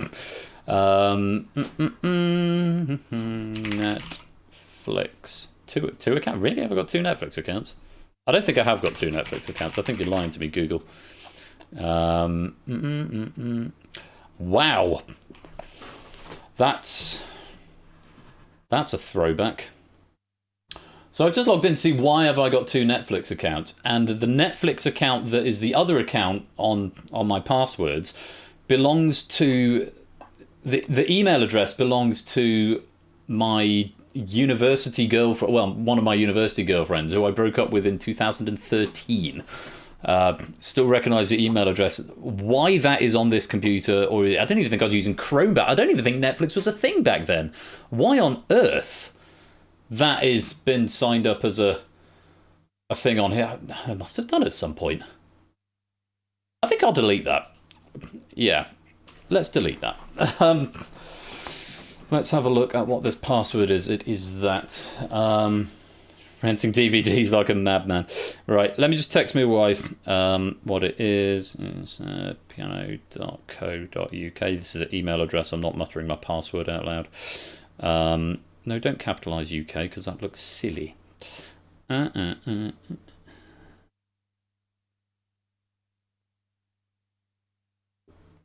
we go. Right, Netflix password sent. I will look at those in a minute. Right, one more game. Mappy, hello. Welcome to the stream. We have got time for one more game. So let me just go to my proofing notes on this one. Because it was quite... I think this was Alex who proofed this one. This is an incredibly inventive pack from Colo. I feel that there will be some people that won't get along with this one at all, and there will be some that will absolutely love it. Ben will need to specify that it's not your normal Millionaire pack. It's particularly science heavy for a very good reason. That's a nice spoiler-free review, both for me and for you, but does give you an idea of what is in store. Thank you very much to Alex for proofing this, and indeed to Colo for writing it. I'm looking forward to seeing what we have got in store for this one. So, if you fancy... Sorry, everyone, I moved house, didn't have much time, had to write a pack, and I got a little carried away. I hope it will still be fun to play. Well, enormously grateful to you, Colo, for your efforts, particularly while moving, because I know that's such an incredibly stressful time. Very much looking forward to seeing what you've got in store for us here. I'm just going to turn that camera off and pop to be right back. And do I need another drink? No, I'll get through the rest of this pack at least, I imagine. So, if you want to play this one, get yourself on standby, get yourself ready to join the hot seat lobby, and there's also the audience lobby if you just want to play along in the audience game. Pack, Cola, loaded up, let's play.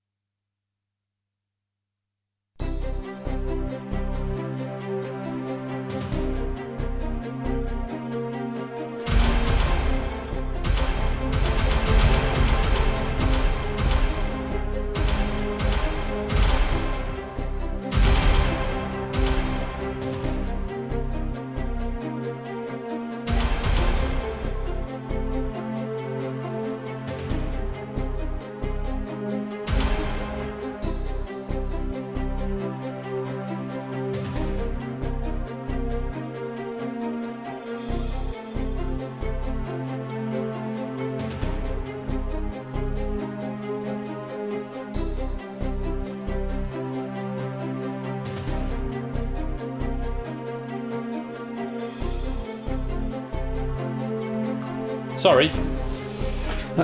Forgot to unmute my microphone. I said such lovely things there as well.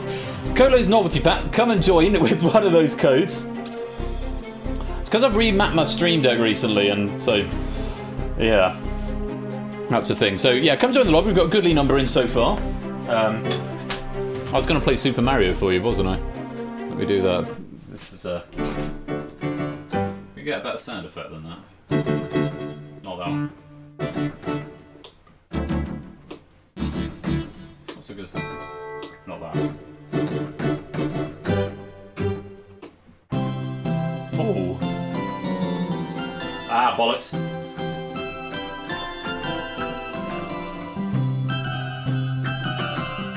Oh, why can't I play that anymore?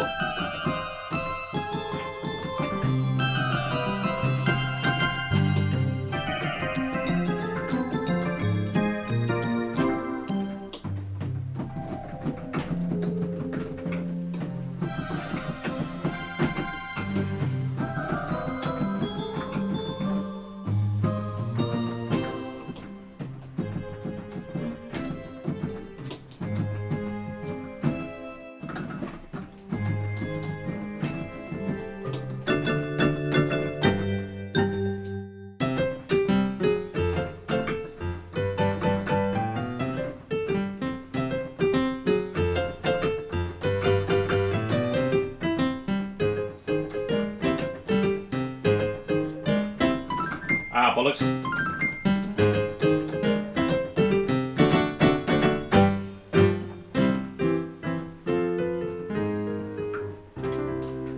There we go. No, we'll not do that one. Yoshi, welcome to the stream. Good to have you here. And I think that's enough Super Mario. I think that's enough time. Now let's lock the lobby and pick our 10 players to play this final pack as written by Colo for Who Wants to Be a Millionaire tonight. They are... It's Ollie from Ben's Mute Button. Digital David from Berkshire. Riff Raccoon from Canada. I barely knew her. Shadow A from Elton John Mind Palace. Pyro Pygmy from somewhere around. Gessie Hare from Out of Self-Imposed Exile. Brooks from Manchester, unsurprisingly. Johnny Chum from Shapes After My Own Heart with the Sun reference. Natter from Royals Elton John Mind Palace. And Not a Cat from the Lake District. So yeah, reminder of what I did say when I was muted is come join the Discord server. If you would like to play in the hot seat, you do need to have a microphone. You need to be on standby, being able to come and talk to me so that we can actually do it properly.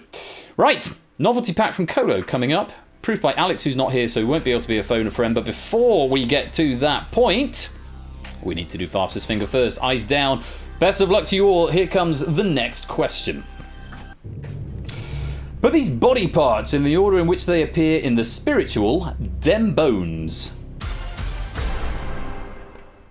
Neck bone, thigh bone, backbone, foot bone.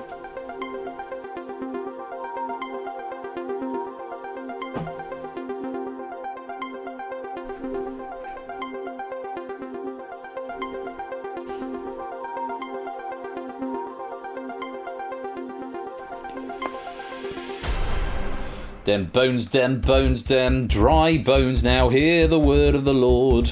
Let's have a look. The foot bone's connected to the thigh bone's connected to the backbone's connected to the neck bone. Now hear the words of the Lord. DBCA is what we wanted for that one. Oh, Bruce, you're going the wrong way. Oh no, we've gone the wrong way. We start at the feet and we go up.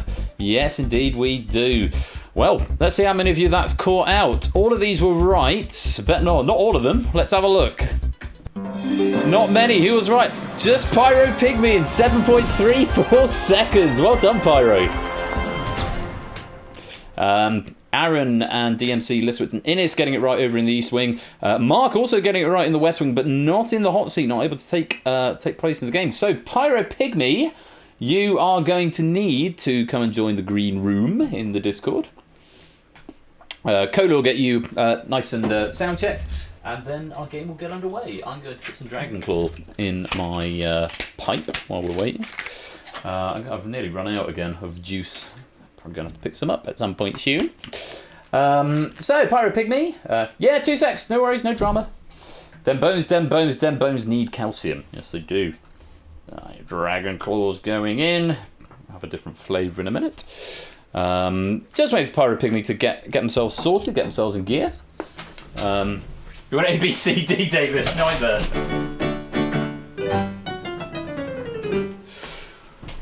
Right. Still no sign yet. We'll give them a few more minutes. Have some shopping. So I didn't do anything at the beginning of the stream tonight because I was already running late. How about this?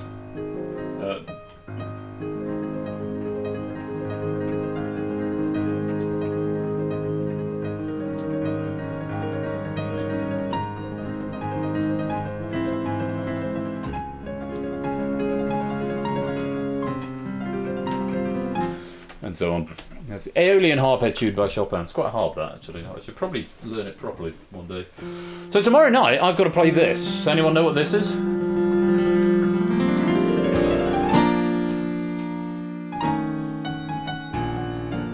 Innes knows. I've now forgotten how to play it. That's not good. I just can't talk at the same time. No, it's definitely not the Minute Waltz. I see Pyro Pick Me in general voice chat. There they are in the green room. Yeah, George Gershwin. That's all the fun, but when you get... Well, that bit. This doesn't really work on this piano. No! Rhapsody in Blue, it's Ollie.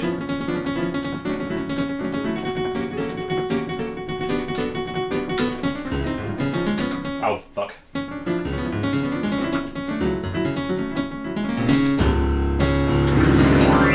And so on.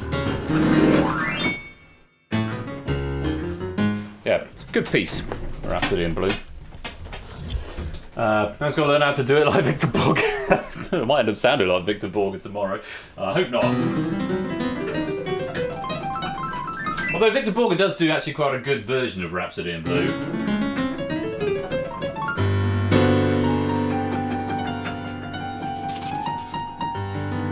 Oh, you're with us, Pyro Pygmy. Hello. Hello. Yes, I'm here. How you doing? I'm all good, thank you. How are you? I'm okay. You are slightly roboting, I fear. Oh, that was less roboty. That's sounding better now. It might have been the piano. Nice version. Well, let's get a little chat on the go because it sounds like it might be a bit better now. But I'll let you know if we go back to Robotville. Yeah. Good stuff. How are you doing? Yeah, we're all good. Just been see the new Sonic today and the new Bad Guys. Actually, both of them very good. Would definitely recommend seeing them both. I still haven't seen the first Sonic yet, and I will say the roboting is back. I can just about make you out, but it does sound like you've got sort of the auto tune on random, which is quite funny. But I don't know if there's anything you can do about that. Is it microphone? I don't know if disconnect, reconnect might work, or sound settings possibly. I can disconnect, reconnect the microphone. Just give me a second. Let's give that a go.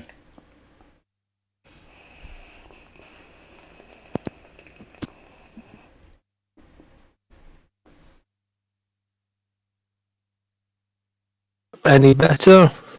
That was, but I fear there may still be roboting. Tell us about how you're feeling about going into Colo's pack, and I'll make an assessment.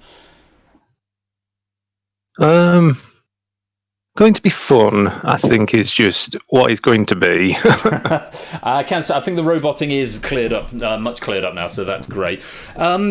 Is this your first time playing Millionaire? Yes, it is. Uh-huh. So I think it's my first time actually being on voice at all across you or Ash. I'm pretty sure it is the first time I've spoken to you, so you're very welcome here, making your debut. Don't worry about the audience. Just we'll have a nice chat, and so if there's any nerves about that, don't worry at all about that. It's we'll have a lovely time. Is that a British accent that I sense on you? It is indeed. I'm up from Ashland. From Iceland. From Ashes Land. Oh, Ashes Land. Way. Up in the frozen north. Yes. The Midlands. We'll call it the Midlands. But, yeah, I know we've got a few delegates from up in the northern wastes of the UK. I have happy memories of the Midlands. A couple. Anyway, Pyro Pygmy, you are in the hot seat, and it is your game against Colo's question pack. First question I need to ask you: is it going to be 50-50, or is it going to be double dip?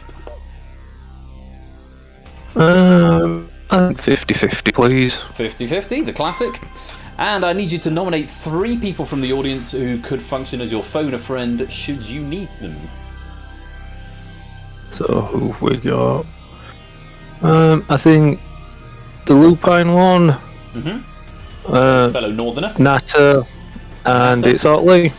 Okay, so a couple of Northerners and a lad from across the Irish Sea. Natter, it's Sotley and Lupine. If you could be on standby in case we need a phone a friend. Lupine can hop onto Discord on phone, that's good. So, assuming all 3 of those look like they're good to be phone a friends, we can begin our game. 15 questions, Pygmy. 4 brand new lifelines. About 50-50.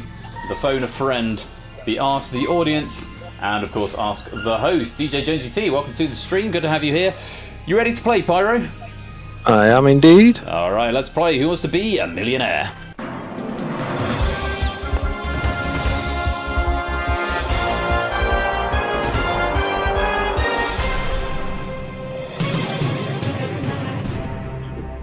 Okay, same drill. If you're in one of the audience lobbies, whisper ABC or D to the bot, 20 seconds to do so. And if you want to walk away, just abstain and you'll walk away and your bonus will be fixed. Good luck to you all and good luck to you, Pyro. Let's go into Colo's novelty pack. Question number 1 for £100. We see a small blue water world, the third from its G2V class star. This is the homeworld of the humans, a world they know as what? Girth, birth, worth, earth. I really hope I won't cock up this first one, and it'll be D, Earth. So right answer, you've won £100. Suitably appropriate. Sounds like Thank we're you. visiting. It feels like we're a visiting species, so maybe the robot was entirely appropriate for this. Who knows? Let's take a look at the audience. A couple walking away. Keshi and Not Account walking away there, setting their bonus at 0. Do keep answering even after you're out, though, because you can still earn pennies. Question number 2 for £200. We see an unusual craft ploughing towards the planet. Circular in shape, early ufologists may have described it as being kind of like a... what? Hovering Toblerone, falling stop sign, flying saucer, levitating shoebox. I believe that's a flying saucer C. I believe you're right. You've just won £200. Thank you. Nicely done. So far, so good. It sounds like I can see why this might be a sci-fi heavy pack now, or a sciencey heavy pack. Yeah. No drama from players in the audience. Let's go on to question number 3 for £300. It enters the Earth's atmosphere, falling towards the surface, taking samples all the time. Which gas does it find the atmosphere primarily consists of? Methane, carbon dioxide, nitrogen, lithium. That would be nitrogen C. It certainly would. You just won £300. Thank you. Yes, no, not an oxygen-rich atmosphere. There is oxygen in it, but it's nitrogen-based. It's always one of the things that confuses me because we don't breathe nitrogen. But that's the way the planet works. Shadowmain getting that one wrong, dropping back to 0. But do keep answering. Still pennies available. On we go. Question number 4 for £500. At a local farm, a small boy watches the craft descend through his telescope. It reaches Earth with a jolt just outside the conurbation of Houston, a city in which US state? Wyoming, Arkansas, Texas, Illinois.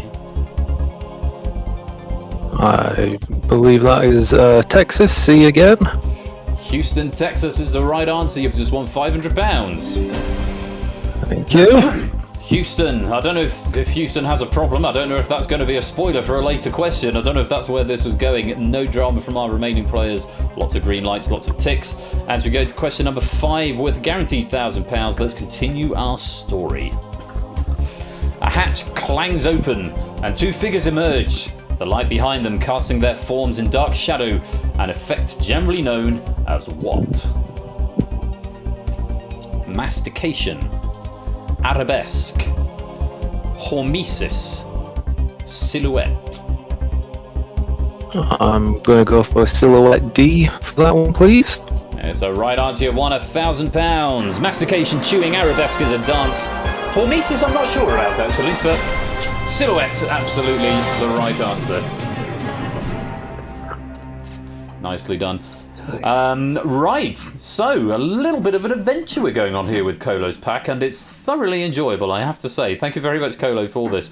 Not too much drama here in the lobby. Everyone who was alive at the start of that question is still alive. 5 for 5. Lots of green lights, lots of green ticks, which is what we like to see. As for you, Pygmy, strong start here, up to £1,000. Now that's guaranteed. No matter what else happens, you leave with at least that amount. Still got all 4 lifelines left. They are, as of yet, untouched. Question number 6, you might as well play. There's nothing to lose on this. Yep. It's worth £2,000 with the right answer. Have a look. Let me know what you'd like to do. The smaller figure climbs down. Our sidekick. Their flesh was once lava, but is now cooled into stone. What is their appropriate name? Detritus the Wonder Dog, Metamorphic Girl, the Igneous Kid, Sedimentary Boy. I'm going to have a go at this for the Igneous Kid C. Final answer? That's my final answer, yeah. That's right answer, you've just won £2,000. There we go, thank you. I'd have been struggling there. Your rock knowledge is clearly greater than mine. What's the difference between metamorphic, igneous, and sedimentary? I believe sedimentary is just sort of where sand builds up and a bit of pressure just turns it into a rock. Igneous, I believe, is just like lava that's cooled. Metamorphic is, I believe, either sedimentary or igneous. Put under a lot of pressure, the crystalline structure is just completely changed. Okay.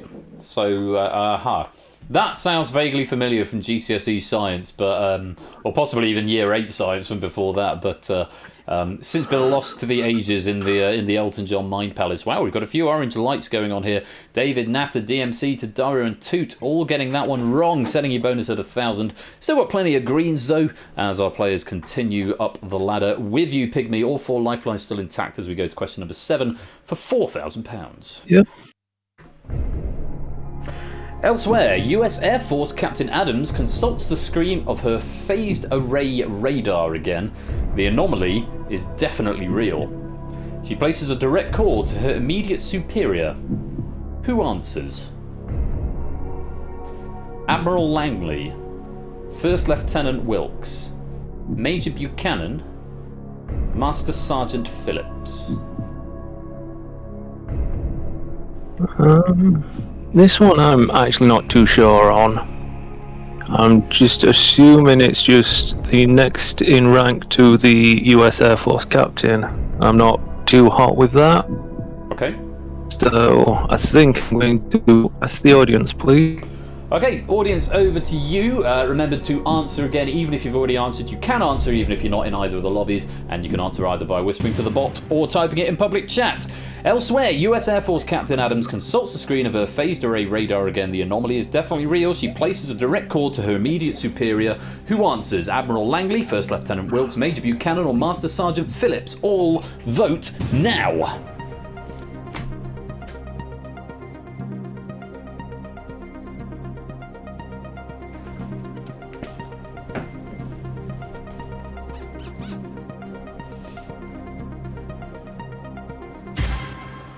Uh, 22% both think Admiral Langley and First Lieutenant Wilkes. 55% think Major Buchanan. Nobody thinking Master Sergeant Phillips. And I can tell you that this is based on a survey of 18 players. Slightly lower quota there, but you've got 18 players, 55% of whom think the answer is C. Is that of any help? As I say, I've not got a clue myself, so I'm just going to trust the audience that they've got it or see Major Buchanan. Well done, audience. It's the right answer. You've just won £4,000. Well, thank you, everyone. So I think First Lieutenant is lower. Admiral is at the very top. Although I don't actually know if all these ranks are in the US Air Force, but Admiral is certainly high. Major felt about right there. So yes, well done to the 55% who've helped you get there. Lots of orange there. Shapes, Riff, Jack, AB Me, Innis, and Cycle Space all getting that one wrong, dropping back to 1,000. Lupine, Aaron, and It's Sotley choosing to walk away, setting their bonus at £2,000. We've still got a smattering of players on 7 for 7. Jogging Chum, Prudes, Mark, Listwitz, Dogfish, Mappy, and brand new Halo. You're doing fine, Pyro. You're through just about to the halfway mark. Question number 8 is worth £8,000 with the right answer. You've still got 3 lifelines left. You can walk away. You do drop £3,000 if you give me a wrong answer. Have a look. Let me know what you'd like to do. Little Jimmy creeps towards the craft. Aliens? He sees them and hopes desperately that these aliens will not be wasps. He is really scared of wasps. A fear known as what? Ichthyophobia, equinophobia, sphexophobia, arachnophobia.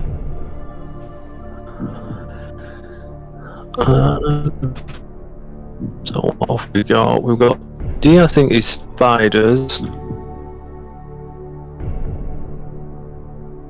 Equino is possibly horses. Ichthya. It's ringing a bell. I'm not sure if it's wasps though.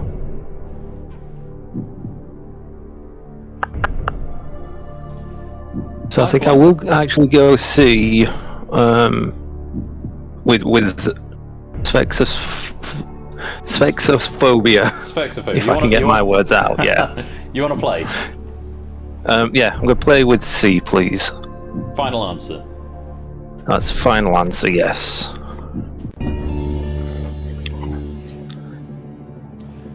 It's the right answer. You've just won £8,000. Well played. Yes. Close one, thank you. Yeah, equinophobia, equine, I think, is probably horses. Arachnophobia is spiders, arachnids. Ichthyophobia, I'm not sure, but I think it might be fish. Because I just have memories of ichthyosaur being an aquatic dinosaur, so I think it might be something aquatic. Shapes confirm for me in chat that ichthyophobia is indeed fish. So I didn't know the etymology, but that would have been my inclination as well. Battered fish, says Aaron. Let's take a look. Jogging Chum and this was a Mappy, all getting that one wrong, dropping back to £1,000. Prugs, Mark, Dogfish, and brand new Halo still 8 for 8. 4 players remaining, and you've still got 3 lifelines here, Pyro, and you are 2 away from that big milestone of £32,000. You can walk away at any point, even after using your lifelines. You do lose £7,000 if you give me a wrong answer here. Have a look at question number 9 of a possible 15. 8:06 p.m. Fort Hedden, 91 kilometers away. 3 Apache attack helicopters launch and immediately reach their cruising ground speed of 260 kilometers an hour. What is their ETA for the crash site? 8:27 p.m. 8:36 p.m. 8:44 p.m. 8:18 p.m. So this is a nice maths classic question.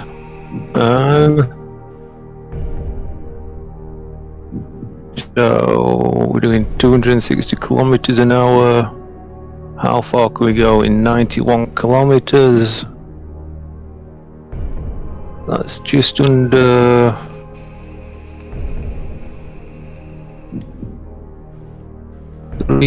So 3 times 90 is 270. So 3 divided by the hour is 20 minutes. We'll get there a little bit quicker or a little bit after. I think it should be a little bit after. So I'm thinking A. Got about 15 seconds to make up your mind. Have got lifelines? Yeah, can I do a... Yeah, I think 8:27 p.m. sounds about right with what I've worked out in my head. So, A, final answer.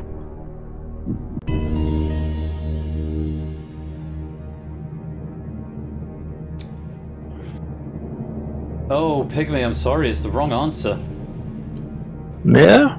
Apparently, it is 8:18 p.m. 8:18. To be honest, I was working on the same logic there. I thought if they're 91 kilometers away, Kolo's saying no, which means we may have a red flag game here, and we might have to do a slow grind back here. My logic was the same as yours, insofar as 91 is about a third of 260 kilometers an hour. Yeah, Kolo's telling me 8:27 is correct. I've no idea what's happened there then. Yeah. Because 91 kilometers away is about a third of what they will do in an hour, and a third of an hour is about 20 minutes. As you pointed out, they're slightly further than a third away, so it will take slightly longer. So yeah, Kolo's going to have a look and see what's gone wrong in the pack. As I haven't progressed the gameplay, I may be able to actually undo this. I don't know. Let me have a look. I'm not going to guarantee anything just yet. Let's unflag wrong answer given for a start, and total value 1, current highlight, lobby can answer, current question index 8, walked away, double dip active, hot seat player. So hot seat player out hasn't been flagged yet because I haven't pressed the magic button. I'm just curious what happens if I press the progress gameplay button at this stage. It might break everything, but treating that as correct, let's see what happens. Nope. That's okay. No. Rerun the game. I thought I could unlock that and override the answer, but apparently I couldn't. When we adjusted this, we put the answers back in time mode. Ah, right. So that's what's out. It's just an oversight on the proofing side of it. Out of TS, I obviously don't access the questions in advance. So don't worry, Pirate. We will put you right back to where you were. We'll do what we did with Jack's game at the beginning, and I won't press the button again, so it won't write pennies. But I won't speed through it so as to ruin all your bonuses this time. I'm just going to stop the build, relaunch the build. So no penny data has been written. If it wants to load. Oh, actually, just before we go, do you know what would be a really sensible thing to do? It would be really sensible to correct that answer. I'm only going to go down as far in the pack as the question has gone. I'm not going to look any further. So the correct answer was actually 8:27. So I copy that, put it into there, and then cut that incorrect answer and put that there. And save that. I haven't gone any further. As you can see, that's all I was doing there. Just gone down as far as that. So no additional questions have been revealed. Kolo, I don't know if you just want to do a quick sweep just to double check that there aren't any others that have become slightly unstuck. That would be great. I have now fixed that question. And I'm going to ask again, can you please play the honour system in the game? All others are fine. Great. Thank you, Kolo. Can you please play the honour system in the game? So not for you, Pyro, but for players playing in the audience. If you went out earlier, if you got a question wrong at a certain point or you walked away at a certain point, please do conform to that, because obviously all the questions will be the same as they were. And just in the interest of the spirit of what we're trying to do here, please don't just try and shill it and suddenly get really far on. So yes, please do engage the honour system. I'll be most grateful to you. We are going to enjoy this little story from Kolo once again. And Pyro, I'm going to fast track you into the game. You will still need to join the lobby. Is it Pyro_Pygmy? No, it's just Pyro Pygmy, one word. All one word, great. PYGMY. PYGMY, yeah. Great. Okie dokie. Second dose of from my computer this evening. But let's hear the end of this story as you come back and join the game. That's now if I remember half the answers. Yes. Well, I can help you through up to where we got to. Yeah.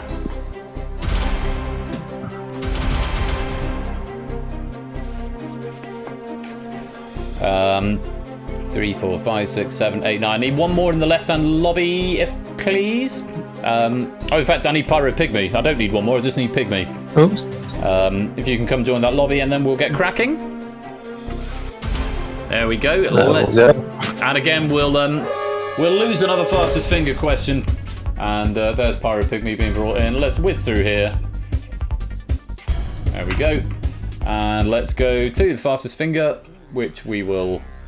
in fact, what I might be able to do, I'm going to flag questions after use. I'm going to engage test mode, so it won't post to the chat. And actually what it'll do now, if I just go to BRB, it should not flag this question as used. You'll be able to see it in the studio here. In fact, I could just drop that screen a minute. So now no one can see this except me. Here is a question, and it shouldn't post it in chat. Doesn't look like it is. So we can... Oh, you do still need to answer something though, Pyro Pygmy, I think. So if you just type A, B, C, D to the bot, then it there we go. should go through. It just means we can preserve this question for another time. Yeah, type something. You might be right. I'm not going to tell you what the answers are either way. And let's have a look. That was the answer. And I don't think it shows me anything else from here. So we can now go out of test mode, unflag questions after use, re-administer the screen in the broadcast studio screen, and I can put the thing back on the screen. There we go. All of these were right. Who was right in the fastest time? Let's find out. Just Pyro Pygmy in 0.00 seconds. Well played. There we go. And 50-50, wasn't it? Yes. We'll activate that. And there's your lifelines. Same phone of friends as before. I think Lupine, it's Sotley, and Natter, I think you said. It sounds, yeah. And let's play. Honor system engaged.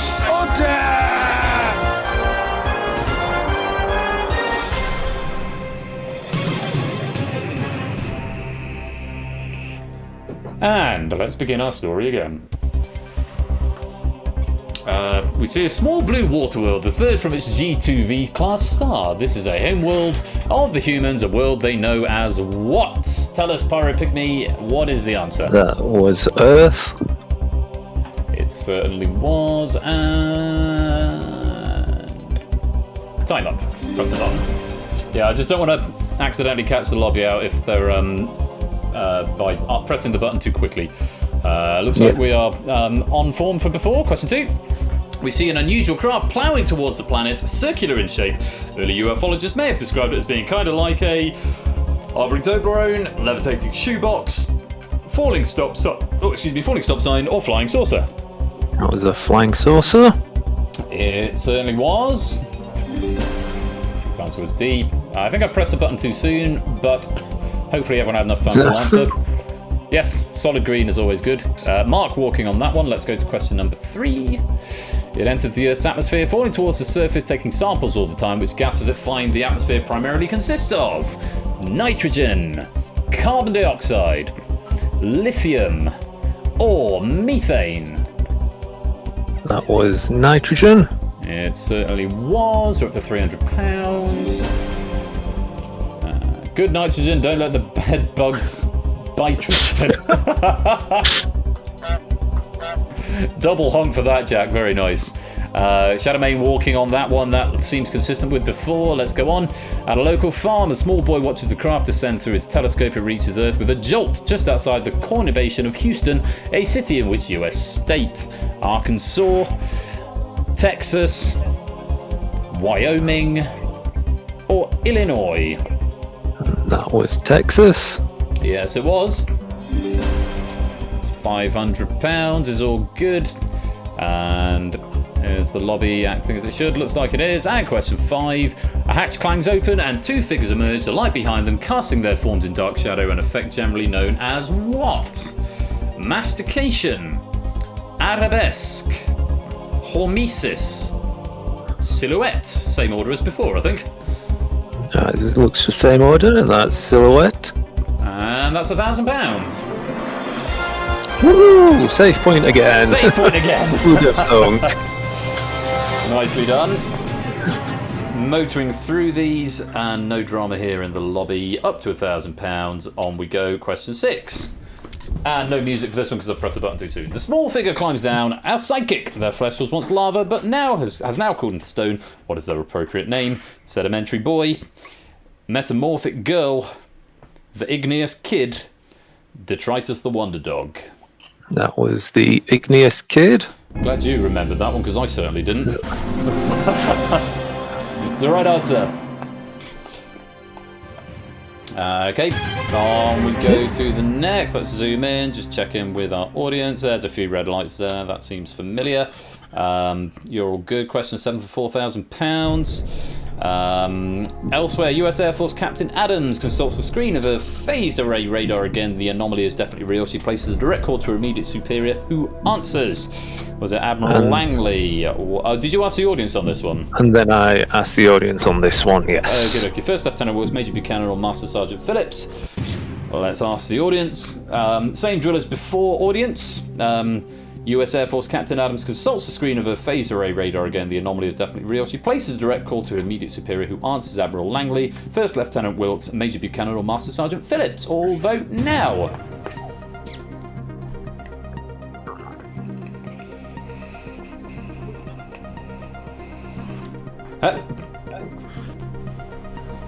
Audience might be being naughty. They've done it again. Do you trust them? Do you trust them? Do I trust him? I believe it was Major Buchanan the first time. So I'm pretty sure it was. I don't think it's changed since last time. He's just won £4,000. No. Naughty? Us? Naughty? No, surely not. Should they be me? Hello, Pussycat. I mean, if we're playing through again, I would have trusted him wrong this time. Okay, those are the shapes as they stand at the moment, and I think this is where we got to question number 8 for £8,000. 3 lifelines remaining. Oh no, we had this question, didn't we? The wasp question. This one, yeah. Desperately, these aliens will not be wasps. He's really scared of wasps, a fear known as what? Arachnophobia, ichthyophobia, equinophobia, sphexophobia. Yeah, it's D, the one I'm not going to try pronounce again. Sphexophobia is the right answer. You've just won £8,000. Okay, this is where we got to. Yeah. Let's see what the scores are in the lobby. Elizabeth and John Chum getting that wrong. We've got a Prugs, a Dogfish, and a brand new Halo left. Lovely stuff. As to you, Pyro, 2 away from £32,000, 3 lifelines intact. Question number 9 for £16,000, which I believe you actually got right. 8:06 p.m, Fort Head, 91 kilometres away. 3 Apache attack helicopters launched and immediately reached their cruising ground speed of 260 kilometres an hour. What is their ETA for the crash site? 8:44 p.m, 8:36 p.m, 8:27 p.m, 8:18 p.m. That hopefully this time should be 8:27. Let's have a look. 8:27 p.m. Oh, it's right this time. How about that? You won £16,000. So there we go. We are now back to where we should have been. 3 lifelines left and 1 away from a guaranteed milestone of £32,000. We got back to where we were. Prue's walking away at 8,000. Brand new Halo getting that one wrong. Just Dogfish remaining 9 for 9. And you as well, of course, Pyropygmy. You're now 1 away from a guaranteed £32,000. You've got all 3 lifelines intact. 50-50, phone a friend, ask the host. Good luck. Question number 10 of a possible 15. We catch our first proper sight of our hero. A flash of sable and alabaster coloured exoskeleton. Later, how would little Jimmy accurately describe this to the authorities? Black and white, blue and orange, yellow and green, purple and red.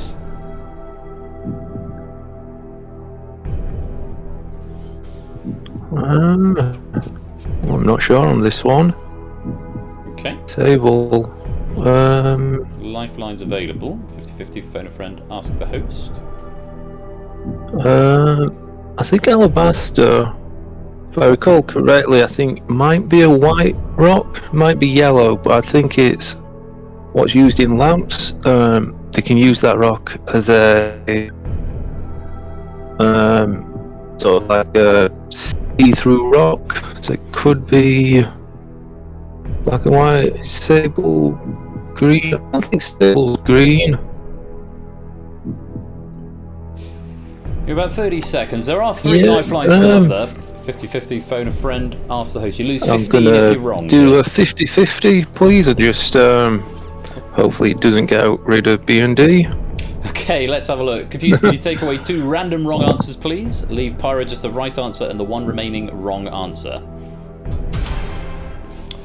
Black and white or blue and orange?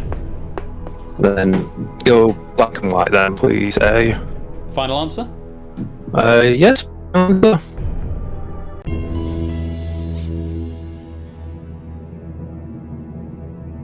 You've just won £32,000. Yeah, thank you. Well played. Yes, and that's a one there I could have helped you on, and it calls back to Shakespeare again, because there's a line when they're describing the ghost of Hamlet's father, and they say his hair was as it had been in life, a sable silvered. So sable is a sort of silvery colour. By that logic, black and white would have been what I would have plumped for there. But you've got there with a 50-50. Dogfish also right in the lobby, 10 out of 10. Got quite a few 9s going on here as well. Quite a few 9s. As for yourself, Pyro Pygmy, you are now guaranteed £32,000. No matter what else happens, you leave with at least that amount. You've still got Phone a Friend, and you've still got Ask the Host available to you. Question number 11, you might as well play. There's nothing to lose here. It's worth £64,000. You can walk away, but like I say, it's always worth a guess. It might be right, and you don't lose anything if you're wrong. Have a look at question number 11 of a possible 15. Little Jimmy darts forward and in awe and fear mutters, "Raro come una mosca bianca, hai voluto la bicicletta, allora pedala." Where is Jimmy originally from? Paramaribo, Pueblo, Porto Alegre, Padua. Yeah, I haven't got a clue on that one. What have I got there? Phone a friend and ask the host. Phone a friend and ask the host, still available. Can I phone a friend, please? You can. Who would you like to call? I think possibly Natta might be able to help. Okay. We will get Natta up on the line. Looks like he's already in the green room. Deafened at the moment, so we could just bring him in, and hopefully he'll I'll put him back to Cola just for some sound testing first of all. Oh, and Cola's gone again. Cola's come back to the green room. Hopefully Cola will just do a sound test just to make sure everything is in order there, rather than sound testing live on air. Hello, cat. Oh, there's a little bit going on there, so maybe the sound wasn't quite as there as we'd hoped. So there we go. Natta. Yeah, hello. Hi, I've got it's Royal Flush from Who Wants to Be a Millionaire. Good evening. Good evening. How's it going? Good, very well, thank you. We've got Pyro Pygmy here. He's doing rather well. He's got up to £32,000, but he needs your help to get up to the next amount, which is £64,000. The next voice you'll hear will be Pygmy's. He'll tell you the question. There are still 4 possible answers. One of them is worth £64,000. Okay, Natta. Okay. Right. Good stuff. Pyro Pygmy, lots of luck. 30 seconds. Your time starts now. Right, hello. I've got little Jimmy darts forward and in awe and fear mutters, "Raro come una mosca bianca, hai volute la bicicletta, allora pedala." Where is Jimmy originally from? Paramaribo, Pueblo, Porto Alegre, or Padua? Oh, I think it's something to do with Spanish. Any odd help from what I know of. I think Porto Alegre is actually meant to be Portugal, I think. Padua, I'm not sure. Okay, 30 seconds. Of any help to you? I'm not sure, because a little bit of help. tell me where the cities were, because what little Jimmy's mutters sounds like it's Italian. I was trying to now figure out possibly where Italy is, or which is an Italian city. From what he gave me, I can rule them out and say I'm going to have a Please the Dark, it's always worth it for D, Padua. Final answer? That's final answer.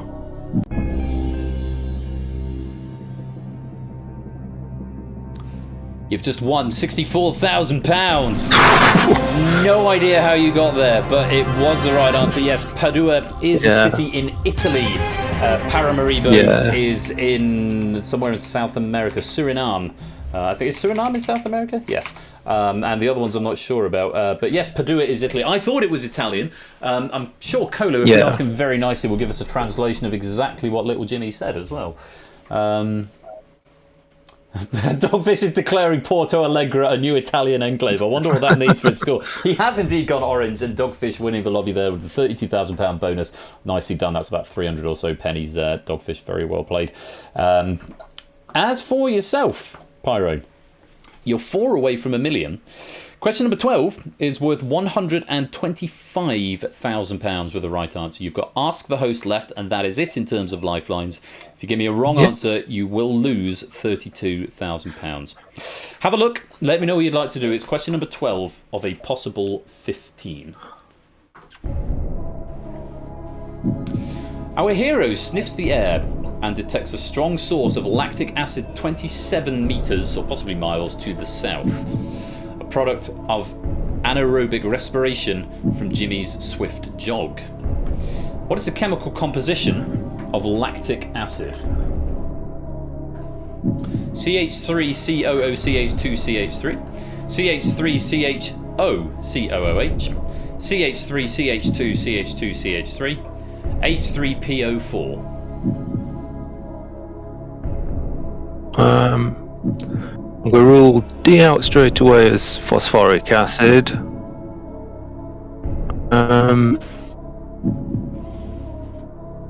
What have we got? That's just a case of C is butane, I believe. A and B. I'm just trying to think now. Just back to.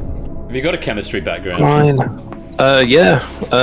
I did forensics at university, and I'm now in a chemical laboratory. Nice. So I'm just. If you get this one wrong, then you'll have to. It'll be. I'm gonna just resign. Yeah, I believe A might be. What is it? A, I think, is an ester, so that would leave it with B. CH3CHOHCOOH. You want to play? Yeah, I'll play with B, because the COOH to me stands out as an organic acid, which lactic acid is. Final answer. That's final answer. What a brain you've got. You've just won £125,000.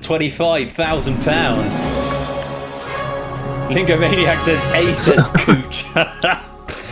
Another dude.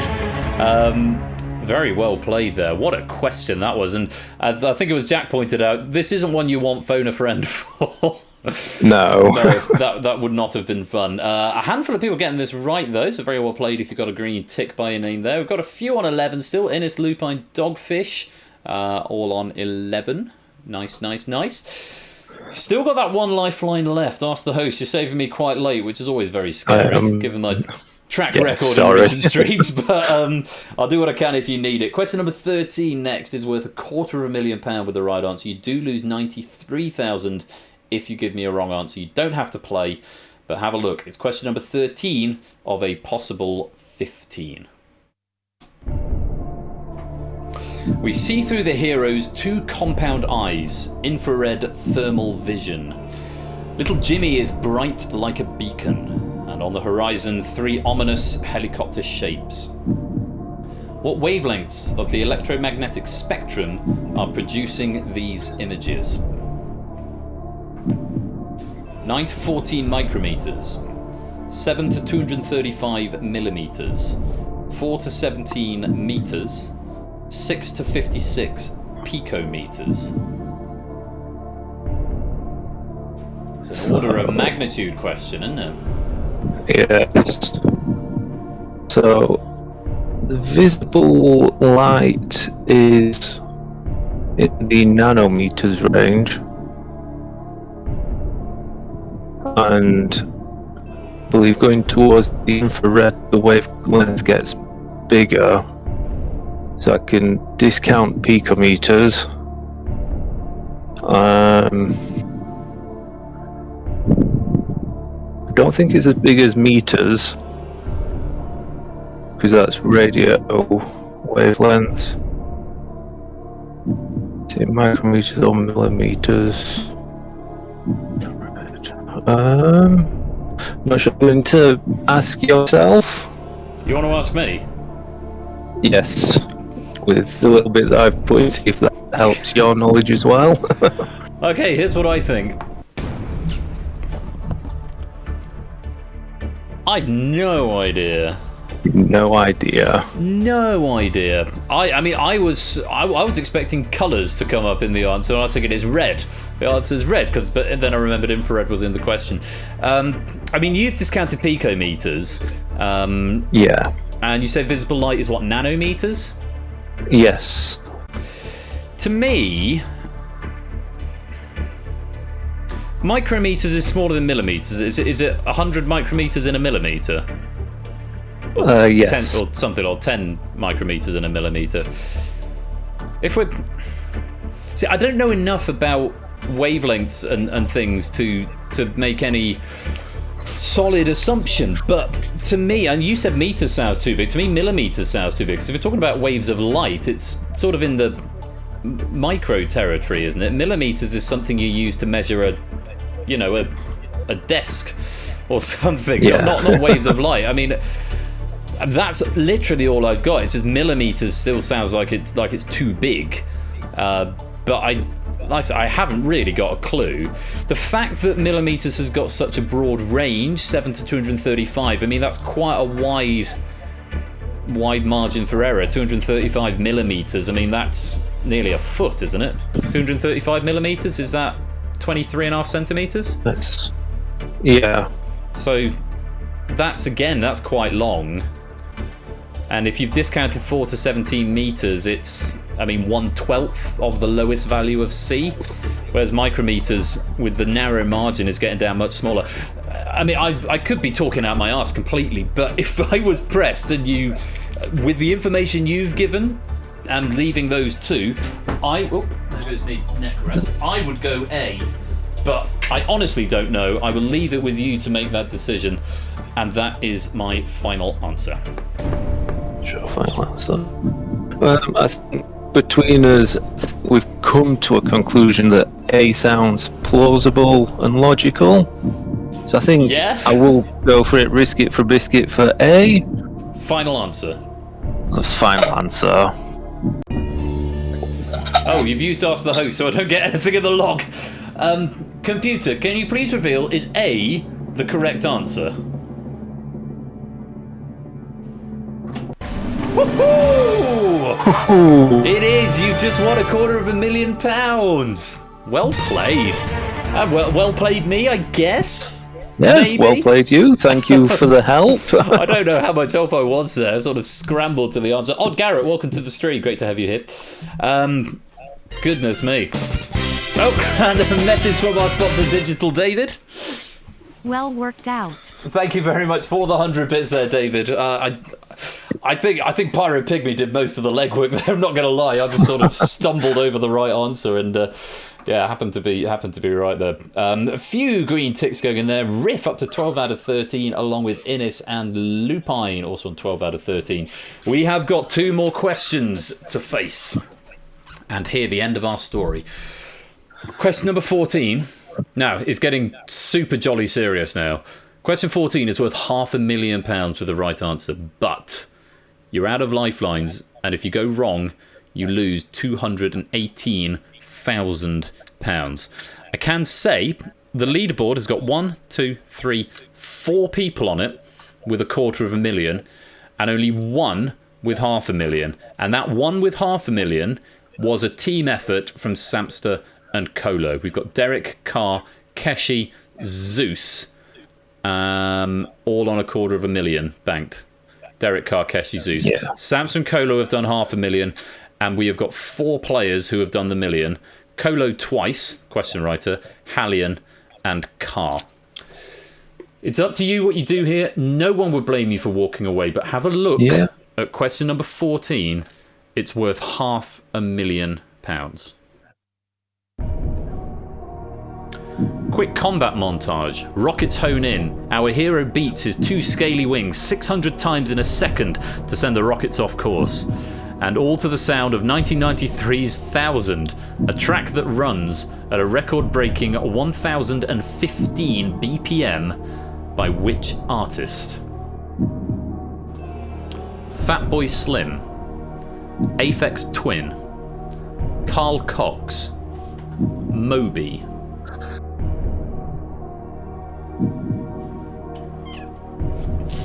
.600 times a second, 1,015 beats per minute. That's my heart at the moment. I'm not surprised. I do actually think I know this one, just because. I think it put trivia down in a way that. Yeah, I think it's one of the highest BPM songs, something like that. I believe it's Moby. Well, it says record breaking in the question. So, well, yeah. I would suggest it could be. Yeah. I mean, you don't have to play this. You lose 218,000 if you're wrong. We've only seen this happen once before, I believe, a couple of times before. 2 players leaving with £32,000 after seeing question 13. So actually, we've never seen someone lose from question 14 before. You don't have to play, but if you know it, it's worth £500,000. Yeah. And I do like this story, so just for that, I think I want to try carry the story on as much as I can. So D, Moby, final answer. And if I get it wrong, I've had a good time.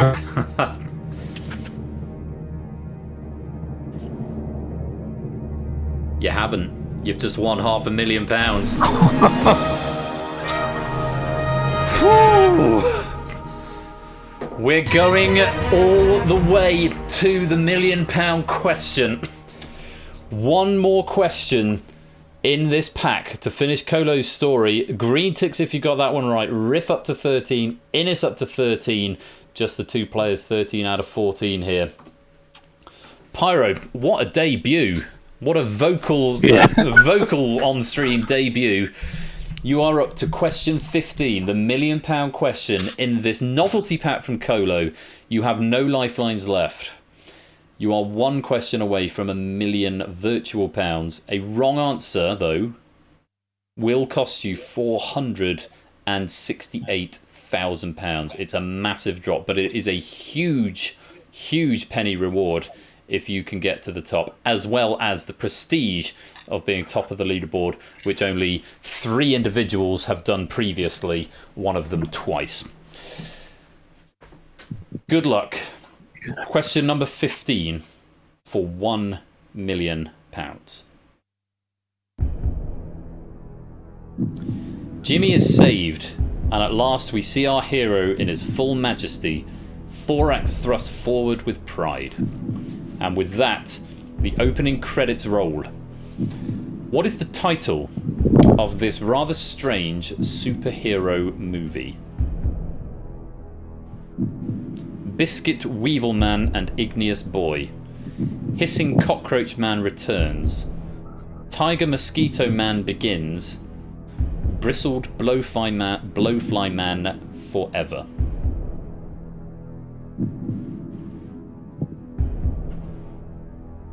What are you thinking? What am I thinking? Well, Igneous Boy has returned, so is that a red herring, or is that the actual answer? Thorax thrust forward. Just thinking in terms of the bugs, I think the thorax is the middle part of the bug. I'm just trying to think which bug would throw their middle out. And I don't know, because like the stinger on a mosquito would be on its abdomen, so I don't think it would be that. I don't know. But yeah, I will say, the last of the... I'm just going to remind you, we have seen the end of the story. You don't have to play this if you don't know. I'm not going to press you too much on the clock here. I will give you a bit more thinking time, because this is a big decision and it's not like there's more game to come after it. So I will give you a bit more thinking time. You do not have to play. You lose 468 if you're wrong. It's worth £1 million if you're right. I will also say there's only one on the board at £500,000, and that's a pair from Samster and Colo. So you would be the first solo player to get $500,000 if you walked. Yeah. It is worth $1 million if you're right, though. If I were to have a punt, I would probably say D. But we've seen the end of the story, so I'm going to walk away, and that'll be the final answer. Okay, give Pyro Pygmy an absolutely colossal round of applause. What a debut. He goes away with £500,000. Absolutely marvellous effort. Oh, and what a great pack as well. Lovely story there from Colo, or the opening, the pre-movie opening. If you were going to play, you said you'd go D. You're still inclined to say Bristle Blow Flyman forever? Yeah, just because I've not got much else going. I've discounted Mosquito, and it's just that 33% chance between the other three. Well, I can say, if you'd said D, Bristle Blow Flyman forever, you'd no longer have £500,000, because you'd have just lost £468,000. The actual answer was the one you dismissed. C. Tiger Mosquito Man Begins. And I'm sure Colo will give us some a little bit of insight as to where this is going. I'm assuming the mosquito is the only one that thrusts its thorax forward. I'm guessing that's what the information. I could probably go and look at the question pack now, actually, see if there's any additional trivia to look at here. Now that it's no longer in live play. Tiger Mosquito, thermal vision, black and white stripes, wings beat 600 times a second, and some other clues. So it was layered throughout the entire pack. It wasn't just that one question there. It was a bit of a callback, and clues given: black and white body, compound eyes, thermal infrared vision, can detect lactic acid at up to 35 meters, 2 scaly wings, beats 600 times a second, thorax. How to discount the other options: colour, only tiger mosquitoes are black and white, hissing sea is brown and black, the weevil is brown, and blowflies can be green, blue or black but not white. Flying, hissing sea has no wings, weevils and blowflies wings are not scaly. The lactic acid and thermal vision are unique to the mosquito, as is the fast wing speed. The others probably have a speed no more than 200 beats per second and probably lower than that. So I feel like it's the end of The Usual Suspects. It was there the whole time, under our nose. Yeah. Okay, but, it was a really good pack, and I enjoyed it. I mean, not to say that I got the $500,000, but I'd say it was really nicely put together, and that running theme all the way to the final answer was very ingenious. Amidst the house move as well. So a beautifully constructed pack, Colo. All of the credits to you. Thank you very much for your efforts. And Pyro Pygmy, just a terrific debut. It's been an absolute pleasure having you here. I do hope you'll come back for more voice-based games moving forward. But it's been just a delight having you here, and very, very well done. £500,000. Right, thank you. Have a good rest of the evening. We'll speak again soon. Take care. Thank you, bye. Wow, what a great end to the stream that was. £500,000. No further questions. I'm going to press the magic button and it will write the data to the drive. And And that is going to be it, because it is 11:30. I'm half an hour overdue, or half an hour late, but we probably did lose about half an hour from my computer crashing and stuff. But the data has been written to the drive, and let's have some bonus pennies at the end. 500 thou. 500 thou 72, if you want to claim 10 pennies at the end of the night. What a night it's been. Apologies for the 2 crashes that happened earlier. Well, the one crash and the one error in the question pack. These things do happen from time to time, so I'm grateful to you for your patience and your forbearance as we stick around. Fortunately, a game like Millionaire, it is easy to rectify, and I am grateful when people play the honour system rather than just, sort of shilling off the questions. Most grateful to people who do play with integrity like that. So it makes it all much more fun.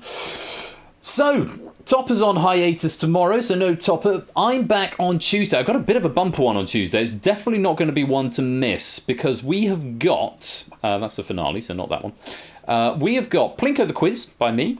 We've got The Escape Artist by David J. Bodicum. We have got The Abyss by Lupine One. We have got Risky Business by Apodo Nuevo.